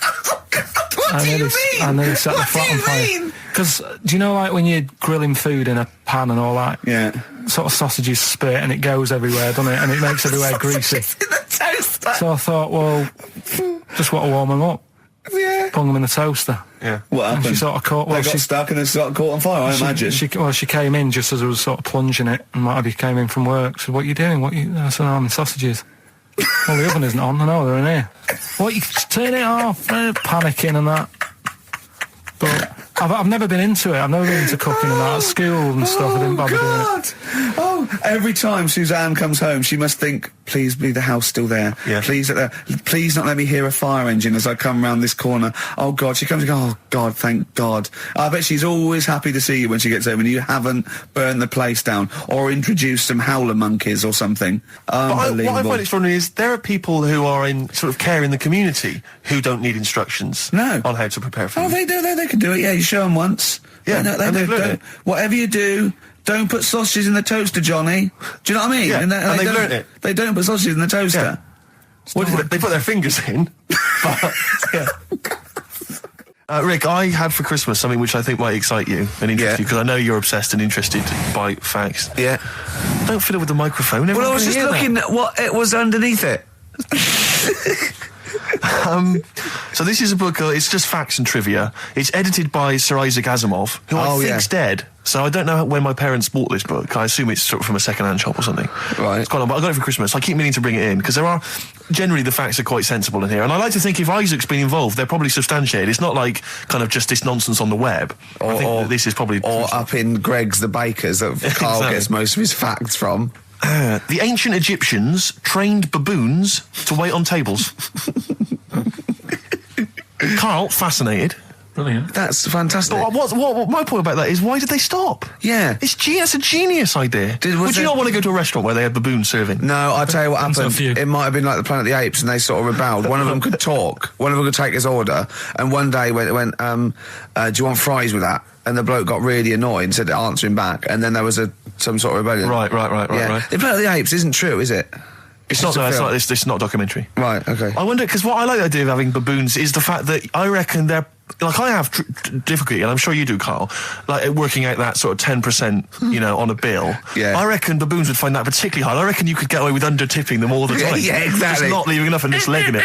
Exactly. They go away and you go, sucker. Yeah, exactly. So I'd love to see some baboon restaurants. If there's any restaurateurs out there, so Terence Conrad or someone. If you do go to a restaurant and you've been waiting on those, please don't order the banana daiquiri, because it comes half-eaten. They can't help their little selves. They really can't.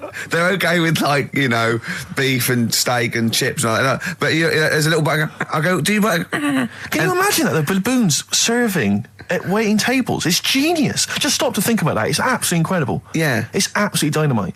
Yeah. See, zoos would be a lot more popular if there was like the canteen and you could go. If they were serving tickets to two, exactly. One child row. Okay, go through there. But I think they should do other things, like in the Flintstones, they used to mix cement in that bird's kind of pelican. Yeah.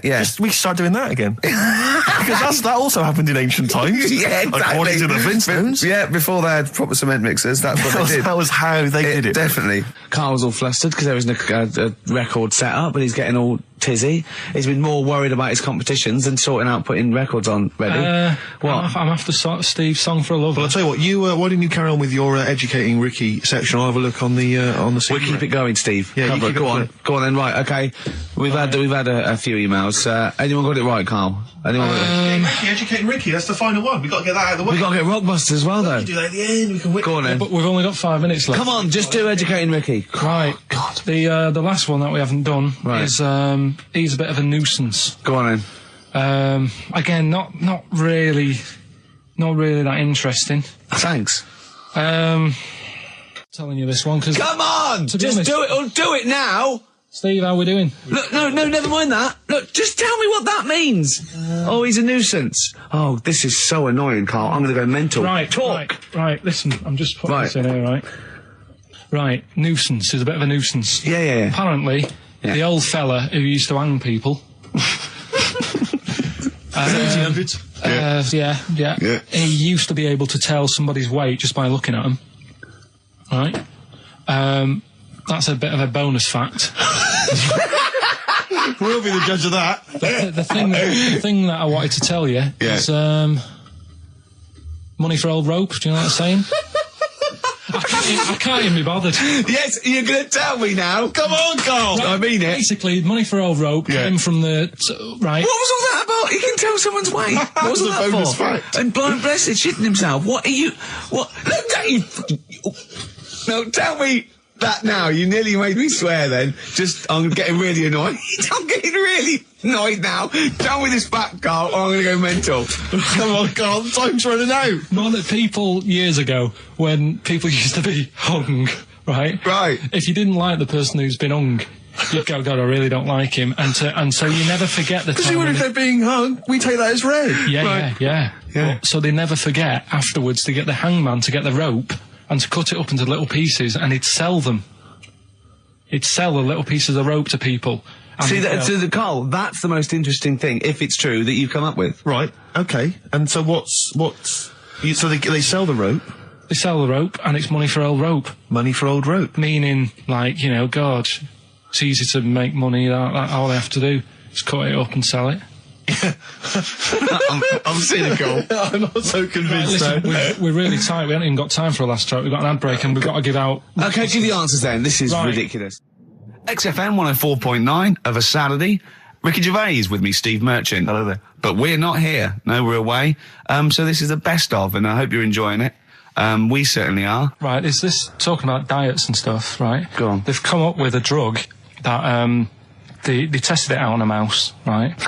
They said, it's a problem that weight is a big issue in the world, and, a lot of people are depressed, and that, probably like Rick Waller. Well, I'm depressed looking at Rick Waller. Well, Oh. I mean, you could sort out Rick by, Jono is an old man. He's got loads of money. He's not old. No, but he's getting on a bit, right? He's about no, but my hang on a age, minute. What I mean is he does his own shopping, right? So I bet it's hard. What do you mean? Because he's like, how old is he? 35. Right, he's got loads of money. He does his own shopping. So when he goes to the supermarket and he passes, the sponge cake section, it must be tough when you've got loads of money to burn that you go, just one more. Yeah. One more. Look, we are getting close to libel here, I think. No. I'm saying how it is because Right. I've tried losing a little bit of weight. Have you? And it is difficult when you're in Waitrose and you see a little chocolate muffin and think, well, one more and I'll do without. Do you like a little chocolate muffin now and again? Yeah, right. Is that your favourite thing? So the thing is, Let him finish his point. So the thing is, right, now with Rick, he lives at home with his mum. So why doesn't his mum just say, I'm going to buy less this week, and if you eat it all, you're not getting any more? Yeah. That's sort that Does out. he live A with his short, mum? sharp shot. I bet he does. So you don't actually know if this is true or not. No, but anyway, right, so this drug they've come up with... They've tested this on mice, haven't they? They've tested it. No, I'm worried if they haven't tested it on mice. Thank God for that. It's definitely been tested on mice. Definitely. They fed a mouse a load of cake, Yeah. right? And it went a little bit chubby, and he said, right, stop a minute. And then they gave it this drug that makes you lose weight. Yeah. And its weight went down, but the only bad side effect was its eyes were popping out. Well, that seems to be fine then. Let's give it to Jono. There doesn't seem to be any problem. Oh, let's Rick should get some of that. Yes, truth, Doc, look at these. Oh, Jesus, Jono, your eyes are popping out. That happened to the mice. Sorry? That happened to the mice. But what do you mean? That's the option. What do you mean that's the option? So I love the fact that your choice is either be like a fat, happy man who has the odd sponge cake, or a stick man with eyes on stalks. I mean, Steve's chosen that. All right, calm down. I thought we were slagging off Rick Waller and Sorry, fat mate. people. Sorry, Let's mate. have a go at the fat people before we start on me, Rick. Yeah, no, I didn't. I You know what I mean? It's like... Yeah. Because I got some issues and body issues. I know. But Rick Waller's grotesque, Yeah, sorry about I'm that. just a little bit weird. I mean, do you know what I mean? Yeah, should we play a song and... Well, I'm sort just of- a little bit offended. That's upsetting. So we just had a text here that says, and I don't know what truth there is in this, as ever, but John says there is apparently a nude bike ride today in Hyde Park. Now, I can't believe that's the case, because I don't think it's allowed, is it? You can't ride around with your veg jack, can you? I don't know. Why would you want to? Well, good point. On a bike. On a bike, I like the fact that that's what disgusts him.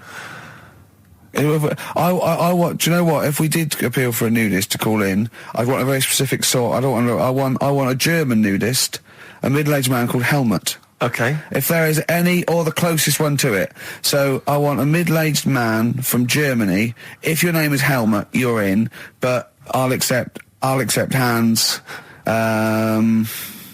Carl would be good, wouldn't it? All right. Yeah. I think I'm wondering if the age might. Maybe we could we broaden that Okay, out just a a German nudist bloke. right. Can he at least be fat? Can I find a fat German fella?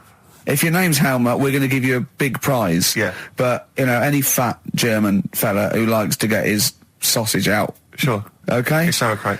Yeah. What's the phone number? 0871 222 1049. It'd be good just to get an email or a text over the contact, wouldn't it? And then I can just call them up in the week. Sure. And 83936 is the text number. I don't know what our audience demographic pans out like, Rick, but I'm suspecting that's probably a fairly small fraction of our listenership. I know, but, the fat there must be German someone out there. If you nudists. know a fat German who likes to get his tackle out, phones are going. Phones away, going. straight away. Just answer it, Carl. Just answer it. Just pot light. it could be anything. Well, just see what it is. To be fair, it could be a nutter. It could be a nutter. But just say hello. Just tell your turn. It's not straight away. He'll stay there, won't he? He'll stay there. Well, answer it. Let's Answer leave it. Leave it. Answer it. Oh, you see this?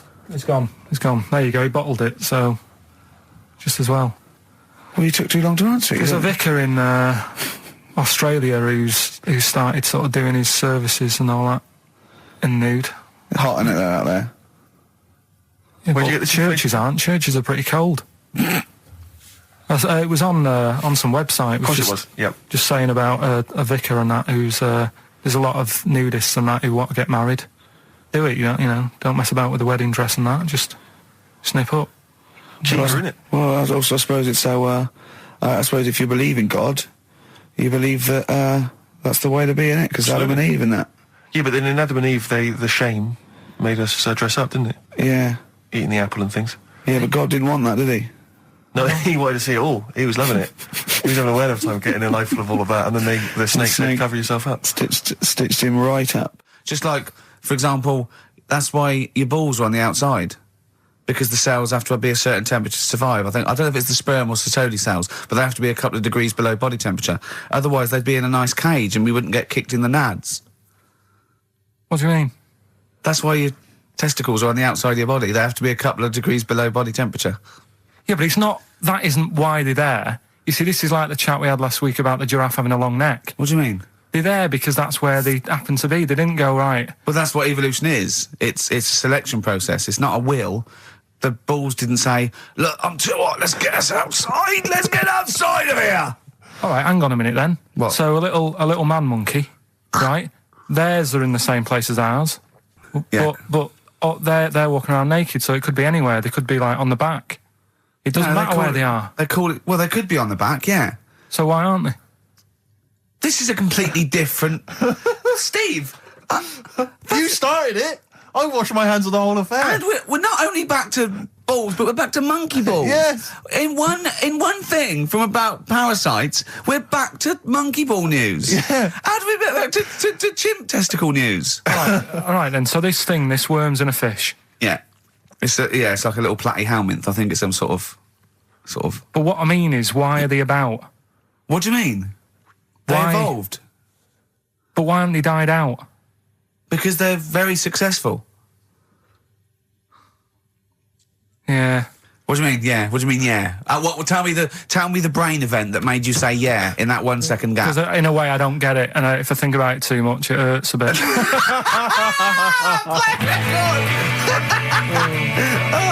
They've just been around for years, Carl. Yeah. Like Cliff Richard or something like that. Yeah. The other one, right? A bloke, right? He's on a train station, and I'll tell you how I heard it. He's waiting for a cruise station, whatever, and he shits himself. As you do. And so he goes, oh, my train's in 5 minutes. So he runs across to Millets and goes, quick, Levi's 36. The bloke just puts it in a bag. He runs onto the train. He goes into the toilet, takes his trousers and pants off. He's soiled. Yes. Throws them out of the window. I won't be needing those again. Cleans himself off. Open the bags. It's a jacket. Oh. No, it didn't happen, Carl. At what point did he go into it and go, quick, Levi's 36? And the bloke went, sorry, Levi's 36, what, a pair? No. Shall I wrap them? Them? It. Shall I wrap? Just wrap whatever it is. Do you want to look? No, I'm not looking when you're putting it in the bag, please. Right? 36 white stories. Don't say anything. I've told you 36 Levi's and put it in a bag and charged me for it. Yeah. I don't want to discuss it further. Yeah. There was one... There we go. There was one about a woman whose husband died, and she had him cremated. Yeah. And made like a little egg timer out of him. Right. And she said, I did that so it can still help around the kitchen. Well, that might be true. That might be a joke. That's quite sweet. That might be true. It's a true story, again. It was all... No, not again, because the ones I just told weren't. Nor is the boiling the brains in a bag curry microwave. Head story true. Yeah. That's all. Right, that's Aqualung. Good time's gonna come, innit? Right, Carl, come on in, educating Ricky. So, don't let the cat out of the bag, that's where that comes from. Comes from a crafty butcher. Right, go on then. So the next little headline is Wash Up With You. Wash up with you, go on. You want to know about that? Yes. It's a survey that they did. This week. They? Yeah, some university did some survey. Brilliant. Did a world test on washing up. Yeah. And each country were given 140 pots to clean. Brits were the quickest. Yeah. Yeah. Turkey were the slowest at washing up. The Turks. It's not because the little fellas that work in the kitchens with no... Is it? They can't reach. Spain were the cleanest, and the Germans were pretty good as well. So I don't know where to start with this. Honestly, Steve, I don't know where to start with that. Sorry, what was that? Wash up with you? That was it. But was that it? Surveyor washing pots and pans. I didn't understand. You said Italy were the cleanest. No, Spain. No, Brits were the quickest. Yeah. We were the quickest, but Italy was the Spain was cleanest. the cleanest. Turkey were the slowest. Yeah. Spain were the cleanest. But why weren't we clean then? Because we were washing it. Why were we not paying attention to the We bits did it of dirt rubbish. We whistle? did it quick. We did it quickly, but I don't understand what it was being rated on. Who was doing it? Was it Lynette Newman or Ainsley Harriott? She's quick. Both of them are quick. Yeah. Well, they've got like kind of loads of slaves that do it for them. Did we use fairy liquid? Don't know. It didn't have. Did we use a whole bunch of Boy Scouts? Didn't say that. Just Like said, it just said, that. Who had the softest hands? volunteered for that? Who had the softest hands? So it didn't say. I didn't. Why is it we don't get notified that this is taking place? I don't know. When I was a kid, no one ever said, we need recruits because we're doing a survey on who can wash up the quickest. Are you disappointed in yourself with that one, Carl? It is pretty dull, to be fair, and that is why we've got to bring in either con merchant or a wine merchant Or shut up at your face. Yeah.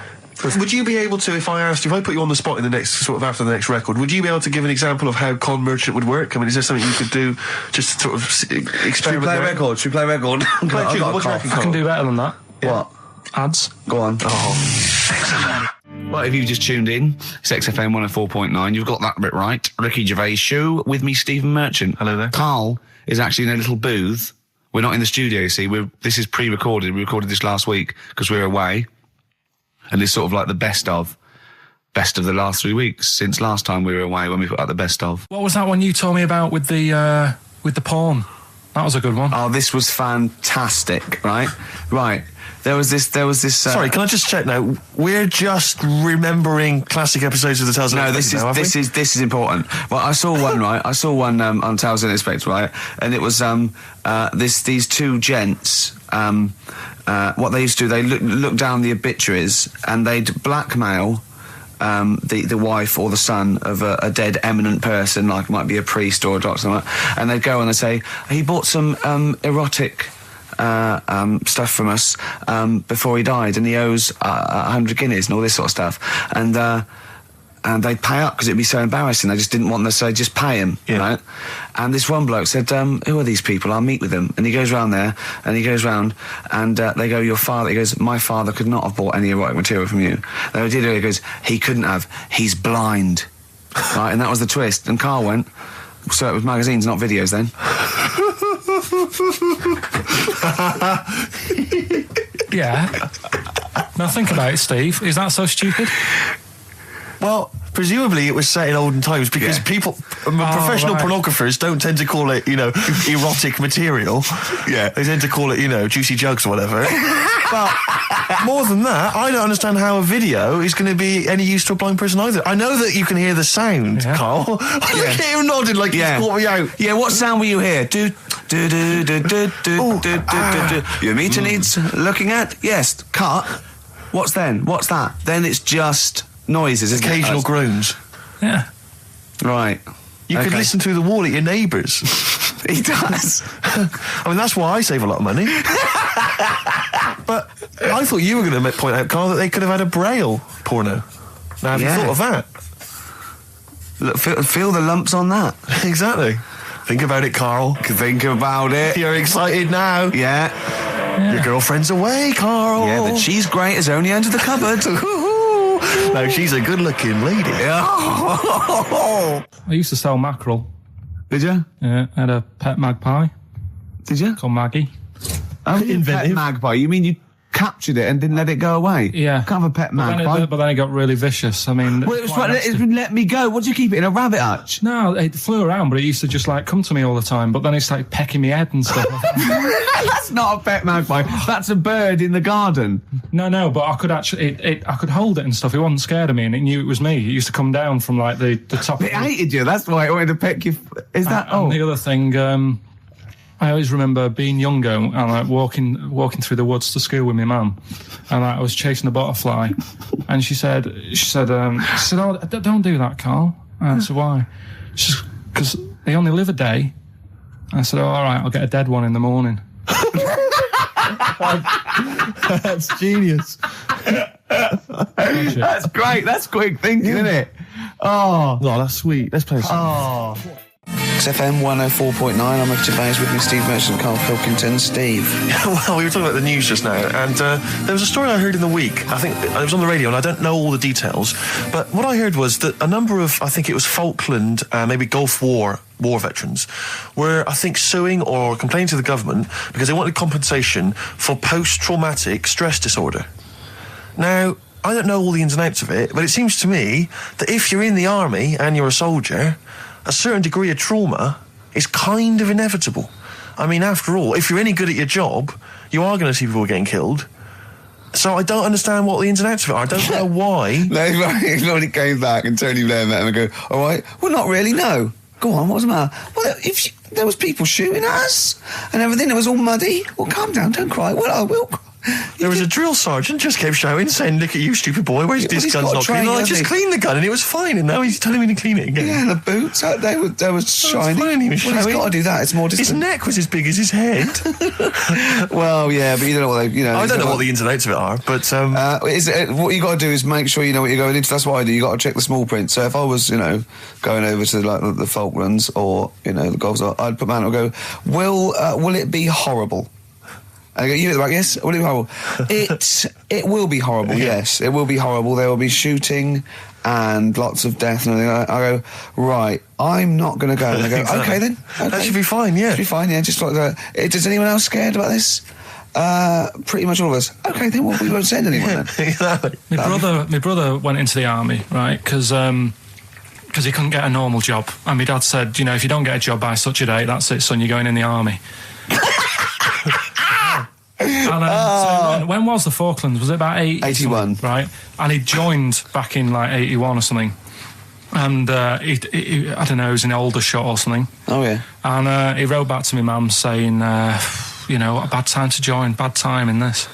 So she wrote. What bad time to join? That's so sweet, Carl, isn't it? That's like, dear Dad, yeah, well done. Don't know if you've noticed. Yeah. I was on the dole, that's for sure. Thank you for joining a month before the Belgrano. Anyway, go on. My mum called up, spoke to the sergeant and said, can you leave him out of this one? Can you leave him out of this one? What, the Falkland War? He's only just joined, and she called him Chuck, which he got done for. Like, she's one of them, I think it's a northern thing, like saying, how are you, Chuck? Yeah. And she called the sergeant Chuck, and the sergeant said to my brother, your mum, she's called up and asked if you can not go, which, of course, we'll see how it goes. But can you tell What do you mean?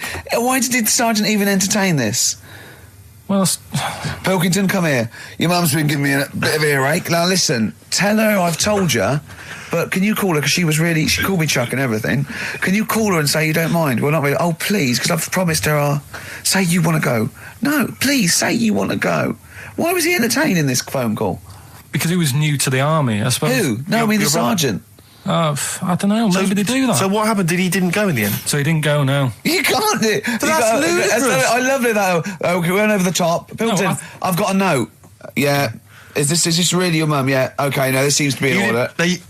Because I noticed it says, I do not want to go into the army, I don't want to go and fight, and it's crossed out and it says, mum says don't go. Now, you didn't write this yourself? No, my mum wrote this. Okay, definitely wrote this yourself. Your excuse. You're going to have to fill envelopes. No, I'm sure if he was needed, he would have had to go, but I think they made a bit of a special effort. They sort of said, Well, it wasn't conscription anyway. Oh, no, I was But were the other soldiers going around just going, Pilkington. No, he ended up being a mechanic in there, and he got kicked out for going for a packet of fags in a tank. What? Now, wait a minute. Do you mean he nipped down the shops in a tank? Yeah. I don't believe that, Carl. Honest to God. That, and he went off with the sergeant's wife. So that didn't help, and he ended up getting kicked out. Sorry, your brother's a genius. I love this. First of all, he gets a call from his mum, go and let him up, and he goes, oh, God. Then he goes, where's Pilkington? His mum's on the phone. Where is he? He's near your house, Sergeant. Near my house? Well, why is... No reason. Well, when he comes back, when he's finished, tell him his mum called. And can he get me a packet of fags? Tell him to walk this time. Wow. This is ludicrous. So the sergeant found out that he was sleeping with his wife? Yeah, I don't know. I mean, did your mum phone up and say, let him off? Let him off this time. Can he... Yeah. That's fantastic. But he misses it. I mean, I haven't seen him for about 11 years, but ever since he came out, he's just kept getting into trouble and that. And the army, people slag it off, but I think if you're a certain type of person, it's good for It you. didn't straight him out, did it? No. He was going down the shops in a tank, he was shagging someone behind their back. It's really weird. It's like back then, he was like a proper adult and he had a house and he collected crystal with his wife and that. And now, he hasn't got any of that. Has he got the wife? No. Has he got the crystal? Don't think he has. And he has got the I house. seriously haven't seen him for about 11 or 12 years. So I haven't even spoken to him. Carl's stories always start off nice and funny, and then they just leave me empty and slightly depressed. I don't know whether to hug him or shoot him, put him out of his misery. Can we take Carl to the... phone in if you think I should take Carl to the vets and have him put down, because it's just too stressful. He had some Germans laughing at him on the tube because they recognised him. You don't think of that? Well, because obviously Ricky doesn't travel on the tube anymore. He's too rich for that. I never did. I always thought it was beneath me. Sure, but They used to walk everywhere, didn't you? But I'm still forced to take the tube, and sat on the tube, and it pulled up, and outside the window, just happened to be on the station, was one of the posters with us. So I was kind of there, not realising it was behind me, and these big kind of fat German or maybe Bavarian guys. Well, they're in lederhosen eating sausages. Yes, they were. They're Bavarian. Yeah, they were. And I noticed one of them kind of looked at me, and then looked at the poster, then looked at me, just happened to say it, and wittered something to his friend in German. I don't want to try and do an impression. That's freaking goggle-eye. Oh, wow. I think that... No. But I know what you're thinking it means. It doesn't mean that. Right, okay. It means... What's a rough translation? Elegant boy. Right, okay, yeah. And so anyway, That's freaking goggle-eye. He pointed out the poster, and his That's mate... lanky piss and streak. And his mate burst into laughter. And then we pulled Well, they've up... got a great sense of humour, the Germans. Well, That's indeed. the thing. But we rumbled onto the next. We rumbled onto the next station, and the poster was in exactly the same place. And this time they tapped the shoulder of someone else on the train and pointed me out, and that person also laughed. An Italian? An Italian bloke, there was a French. Was there a bloke with a beret and a little moustache on the other side? Yeah. Was it United? Did you get on the United Nations Express? I imagine that. Yeah, it was fake. See the freak. Look at his freaky goggle eye. Right, whereas I love the fact that before you were at least pretending to be speaking German. Now this is an Italian with an accent. It's just a guy speaking perfectly good English. Same. You've not even disguised the insult there. Oh dear. That'd be lovely. Try and insult me in other cod languages. You could bring Europe together if they just instead of Esperanto, that there was just one common language. The language of freaky goggle eye. I'll tell you what would bring the Europe together is you maybe representing England on the Eurovision Song Contest. That would be great. With a self-penned tune. Should I do that? That would be magnificent. It's got to be worth thinking about. Just about everyone being the same. Yeah, like just about people being equal. Everyone, not and also mentioning the euro. Yeah. Just doing that. I like all different cheeses. Oh, je t'aime la musique pop. Yeah. La baby belle. Et le cheddar. I'm not fluent French. Le grand fromage. Yeah. Oh, it'd be lovely, wouldn't it? And they'll all be there, all in their different. Well, every line uniforms. could be maybe in a different language. Yeah, and what would I wear? I'd wear sort of like a kilt. You'd wear a kilt, but you'd also have on your head one of those kind of big, what are they called? Those big furry hats that beefeaters or whatever wear. Or one of them. Is it kind of a busby or something? A busby. Yeah. Wear one of those, or maybe a kind of policeman's helmet, That'd be Bobby's good. helmet with the kilt. Yeah, you'd have the clogs. I'd wear the policeman's helmet under the kilt, so they just thought I was really enjoying the show. Yeah. Good idea. Hey? Excellent. I think we talked for about 3 minutes without having to mention some kind of genitalia. We should celebrate by playing one of my tunes of the year. Really? What one is it? U2 Electrical Oh, Storm. I know you're a big fan. I know you're a good big fan. choice. Well done. Cheers. All right, this is Karl, the producer of Ricky Gervais and Stephen Merchant on XFM 104.9. We're playing out some of the best bits. Hope you're enjoying it. Here's another one. 3 holidays Carl's had this year. Last year. Yeah. I'd love to have 3 holidays. You've got to start putting the work in there. 2 holidays No, then. you had 3 holidays. You went away with Suzanne and her parents. Yeah, well, that doesn't count. It does count. If you book 2 weeks off the firm, you go away and you go, how was your holiday? Go, well, it didn't really count. It wasn't a really good holiday. Can I have them days back, please? My New Year's resolution is to be nicer to you, but Well done, talk you've sense. already broken that. No, but talk sense. Talk sense. You've had 3 holidays this year, and I'm just saying, you're in your 30s now, and 30s is when you should be really putting the work in. That's true enough. To reap the benefits in your 40s, 50s, 60s, 70s, 80s, 90s, and 100. Karl, what's your New Year resolution? What about think before you speak? it's worth. I mean, See, I'm allowed to laugh. I'm allowed to laugh at things other people say, Carl. That one, that is a good suggestion. How was your holiday, Carl? It was all right. Right, brilliant. But that I don't see on the ratio of good to bad in Carl's mind. That might be amazing because we never It might be hear him amazing, sing the mightn't praises it? of anything. I'll tell you what. Can we have a cracking little tune and then come back and hear about Carl's holiday? I'd love to do that, Let's really. keep it tight. Love to Tear Us Apart by Joy Division. Now I can't put my finger on it, but that doesn't sound like the original, and it's off a compilation. It sounded a bit fast. I think the vocal was slightly different. If anyone can, put me out of misery, I think it might be in a session of the time or something. Carl, is it a New Year resolution for you? Another one. Maybe when we ask you to get a song, get the original single version. I could be and wrong, not some but obscure session. Yeah, it does seem different, doesn't it? Very odd. Yeah. Yeah. Maybe we just remember it wrongly. But anyway, that's XFM for you. 104.9, I'm Ricky Gervais with me, Steve Merchant. Karl Pilkington. Carl, you went to Lanzarote. Yeah. People said don't go to Lanzarote. They told you it was Lanzarote. They told you, were they right or wrong? They were right, yeah. Really? Yeah, it's a bit ropey, yeah. Is it? Why? Just, out there. If it wasn't for the volcano they had, it'd been knackered. That's their big draw, is it? That's it, basically. That's all they've got going for them. When you landed, was it really hot? Initially, were you quite excited? You were thinking this is okay? It was warm. It's just, we can't complain about the weather. The weather was all right. Sure. You know what I mean? That's what I went for, but it'd be nice if there just was something else. Yeah. What did you do all day then? Did you read your ritual book? No, I didn't read that. I read that book. Do you know the book that I bought and all the chapters were messed up? Oh, yeah. I bought a better version of that. All right. And I read that. Excellent. And then, Did it make more sense in order? yeah, a lot easier to follow. Yeah. And then we went and had a look at the volcanoes and that. They've got 36 of them to look at. How many did you look at before you realised that pretty much, you've seen one volcano, you've seen them all? Probably about 6 or 7. Really? Yeah. And then when you got to the 8th, you thought, now I know what this is going to be, Suzanne. This is going to be like a mountain with a hole in the top. Yeah. Really? But it happened years ago as well. It's like, just keep a couple, fill the rest in, tidy it up. Fill the rest in! Yeah, no, Well, getting some builders. No, seriously though. Okay, 4 million tonnes of concrete, please. They're an absolute death trap. Yeah, what do you mean fill them in? Do you know what a volcano is? It's just a hole, isn't it? That's happened. Well, it's more than the happened back hole. It's in- more a portal to the magma in the centre of the earth. Back in 1730 it happened, and they still haven't sorted it out. Well, when you say it happened, volcanoes were made a lot longer ago than 1730. No, but the one that did Lanzarote in. Right. Sort it out. What would you suggest? How tidy can they up. fill it in? It's joined. It's all joined. No, but what I'm And saying is, it was the a- big it was- plates of the earth are all joined. It All was the a disaster, magma's wasn't it? joined.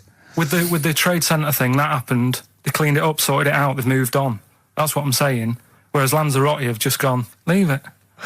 It happened back in 1730. You misunderstand me. How, in the name of God, can you fill in a volcano? You ignorant twit. No, but it's not just the holes. They've actually left the lava everywhere. That's what I mean. It's not just the big holes. There's lava everywhere. But it's molten rock. They can't just pick it up like they're like a carpet. Put it in the holes. The holes are there ready. Just push it all in. That's what I'm saying. Carl, have you ever logged on to Friends Reunited? It was the site that everyone was talking about last year. No. Are you aware of the concept? I've heard about it, but there's no one from school who'd want to see Hook it up with. again, really. So basically, for those that don't know, you have to log onto his website, and then you can it helps you track down your old schoolmates if they've also logged on and stuff. And we took the liberty, really, of looking on the Friends Reunited site and typing in your school and trying to track down any of your old mates. We didn't get in touch with any of them, don't worry. We didn't do that. We're not going to surprise you with them now. No. But I was just interested to know, like, some of your thoughts on some of the names that I could run past you. I mean, these are people from your year. Just tell me if you recognise the names. Sarah Morris? God, yeah. Remember her? Go on, you're grinning, what's the thought? Go on. No, just, she was alright. She was a popular one. What does that mean? She was nice. Yeah. Okay. Okay, what about Darren Buckley?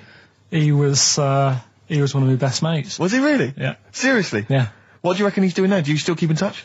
When my mum and dad were still in Manchester and they had a butty shop, he used to go in because the bookies was next door. I love the way you paint a picture. If you did this in your history exam, Carl, you will walk it. Go on. So your parents had a butty shop. There was a bookies next door. Yeah, and he liked having a bit of a gamble, so he used to. I think he works for some insurance company. Do you think that his fiancée Beth knows he's got a gambling problem? Or that his 2-year-old son Lewis? No. Yeah, they live in Cheadle Holme. Hume. Cheadle Hume.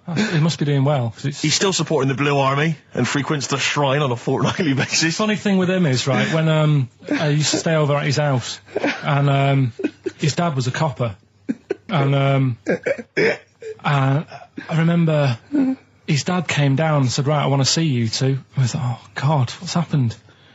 And got us round the table.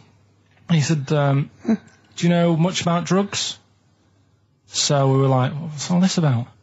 So he goes, you know, they're not good for anyone, you know, the stupid thing to get into. And we're like, yeah, we know. And he went, you know, do you? We said, yeah. He said, what's this then?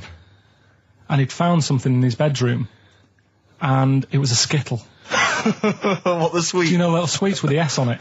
And Oh, really? Drugs. Yeah. So he said, well, yeah, it's a Skittle. Yeah, I know what it is. Oh, he was bluffing like that as a slang word. Yeah, he thought because he was a copper, he probably had to be down with all the terms and that. So we said, oh, it's a Skittle. And he said, yeah, I know what it is, but what's it doing in your bedroom? Oh. It was like, no, it's a toffee. So, Darren, Yeah, I know, it's a toffee, it's a squib, it's a, yeah. Embrace, glorious day on XFM 104.9. Rick, there may be listeners tuning in thinking they've got something better to do, for instance, switching off the radio and just staring blankly at the wall for the next half an hour. But no, because what they're going to miss is our grand finale to this, which is, of course... sponsored by Lindauer's, the sparkling wine solution to a hot summer's day. Yeah. That we're going to be firing a cork. Did you just make that up? Yeah. Pretty good. Yeah. Good. They're going to be firing a cork at Carl's head just for the sound. I just think it's sound... Huh? It's not happening. Yes, it is. You said... No, we've said it is now. We've promised it to the listeners. Yeah, come on. I'm not happy with it. Why? Because the paint? Well, I've never had it done, so I don't know how painful it is. Well, all the more reason to do it then. Yeah, we've got to try it out, haven't you? You're perfect. It's like a little cowbell or wood block. That's what I'm hoping for. Yeah. I'm hoping for pop. And I'm going to film it for my website. Brilliant. So go to that this week, rickygervais.com, and see Karl Pilkington getting hit. A high-powered cork coming out of Lindauer sparkling wine. Lindauer sparkling wine. And of course, if you want to send us anything in, and perhaps next week that you feel we could actually that'd be great. That's us to do. This is like Carl. interactive, because a lot of people plan the show. Like Dr. Fox plans his show. We sort of come up, we riff on the.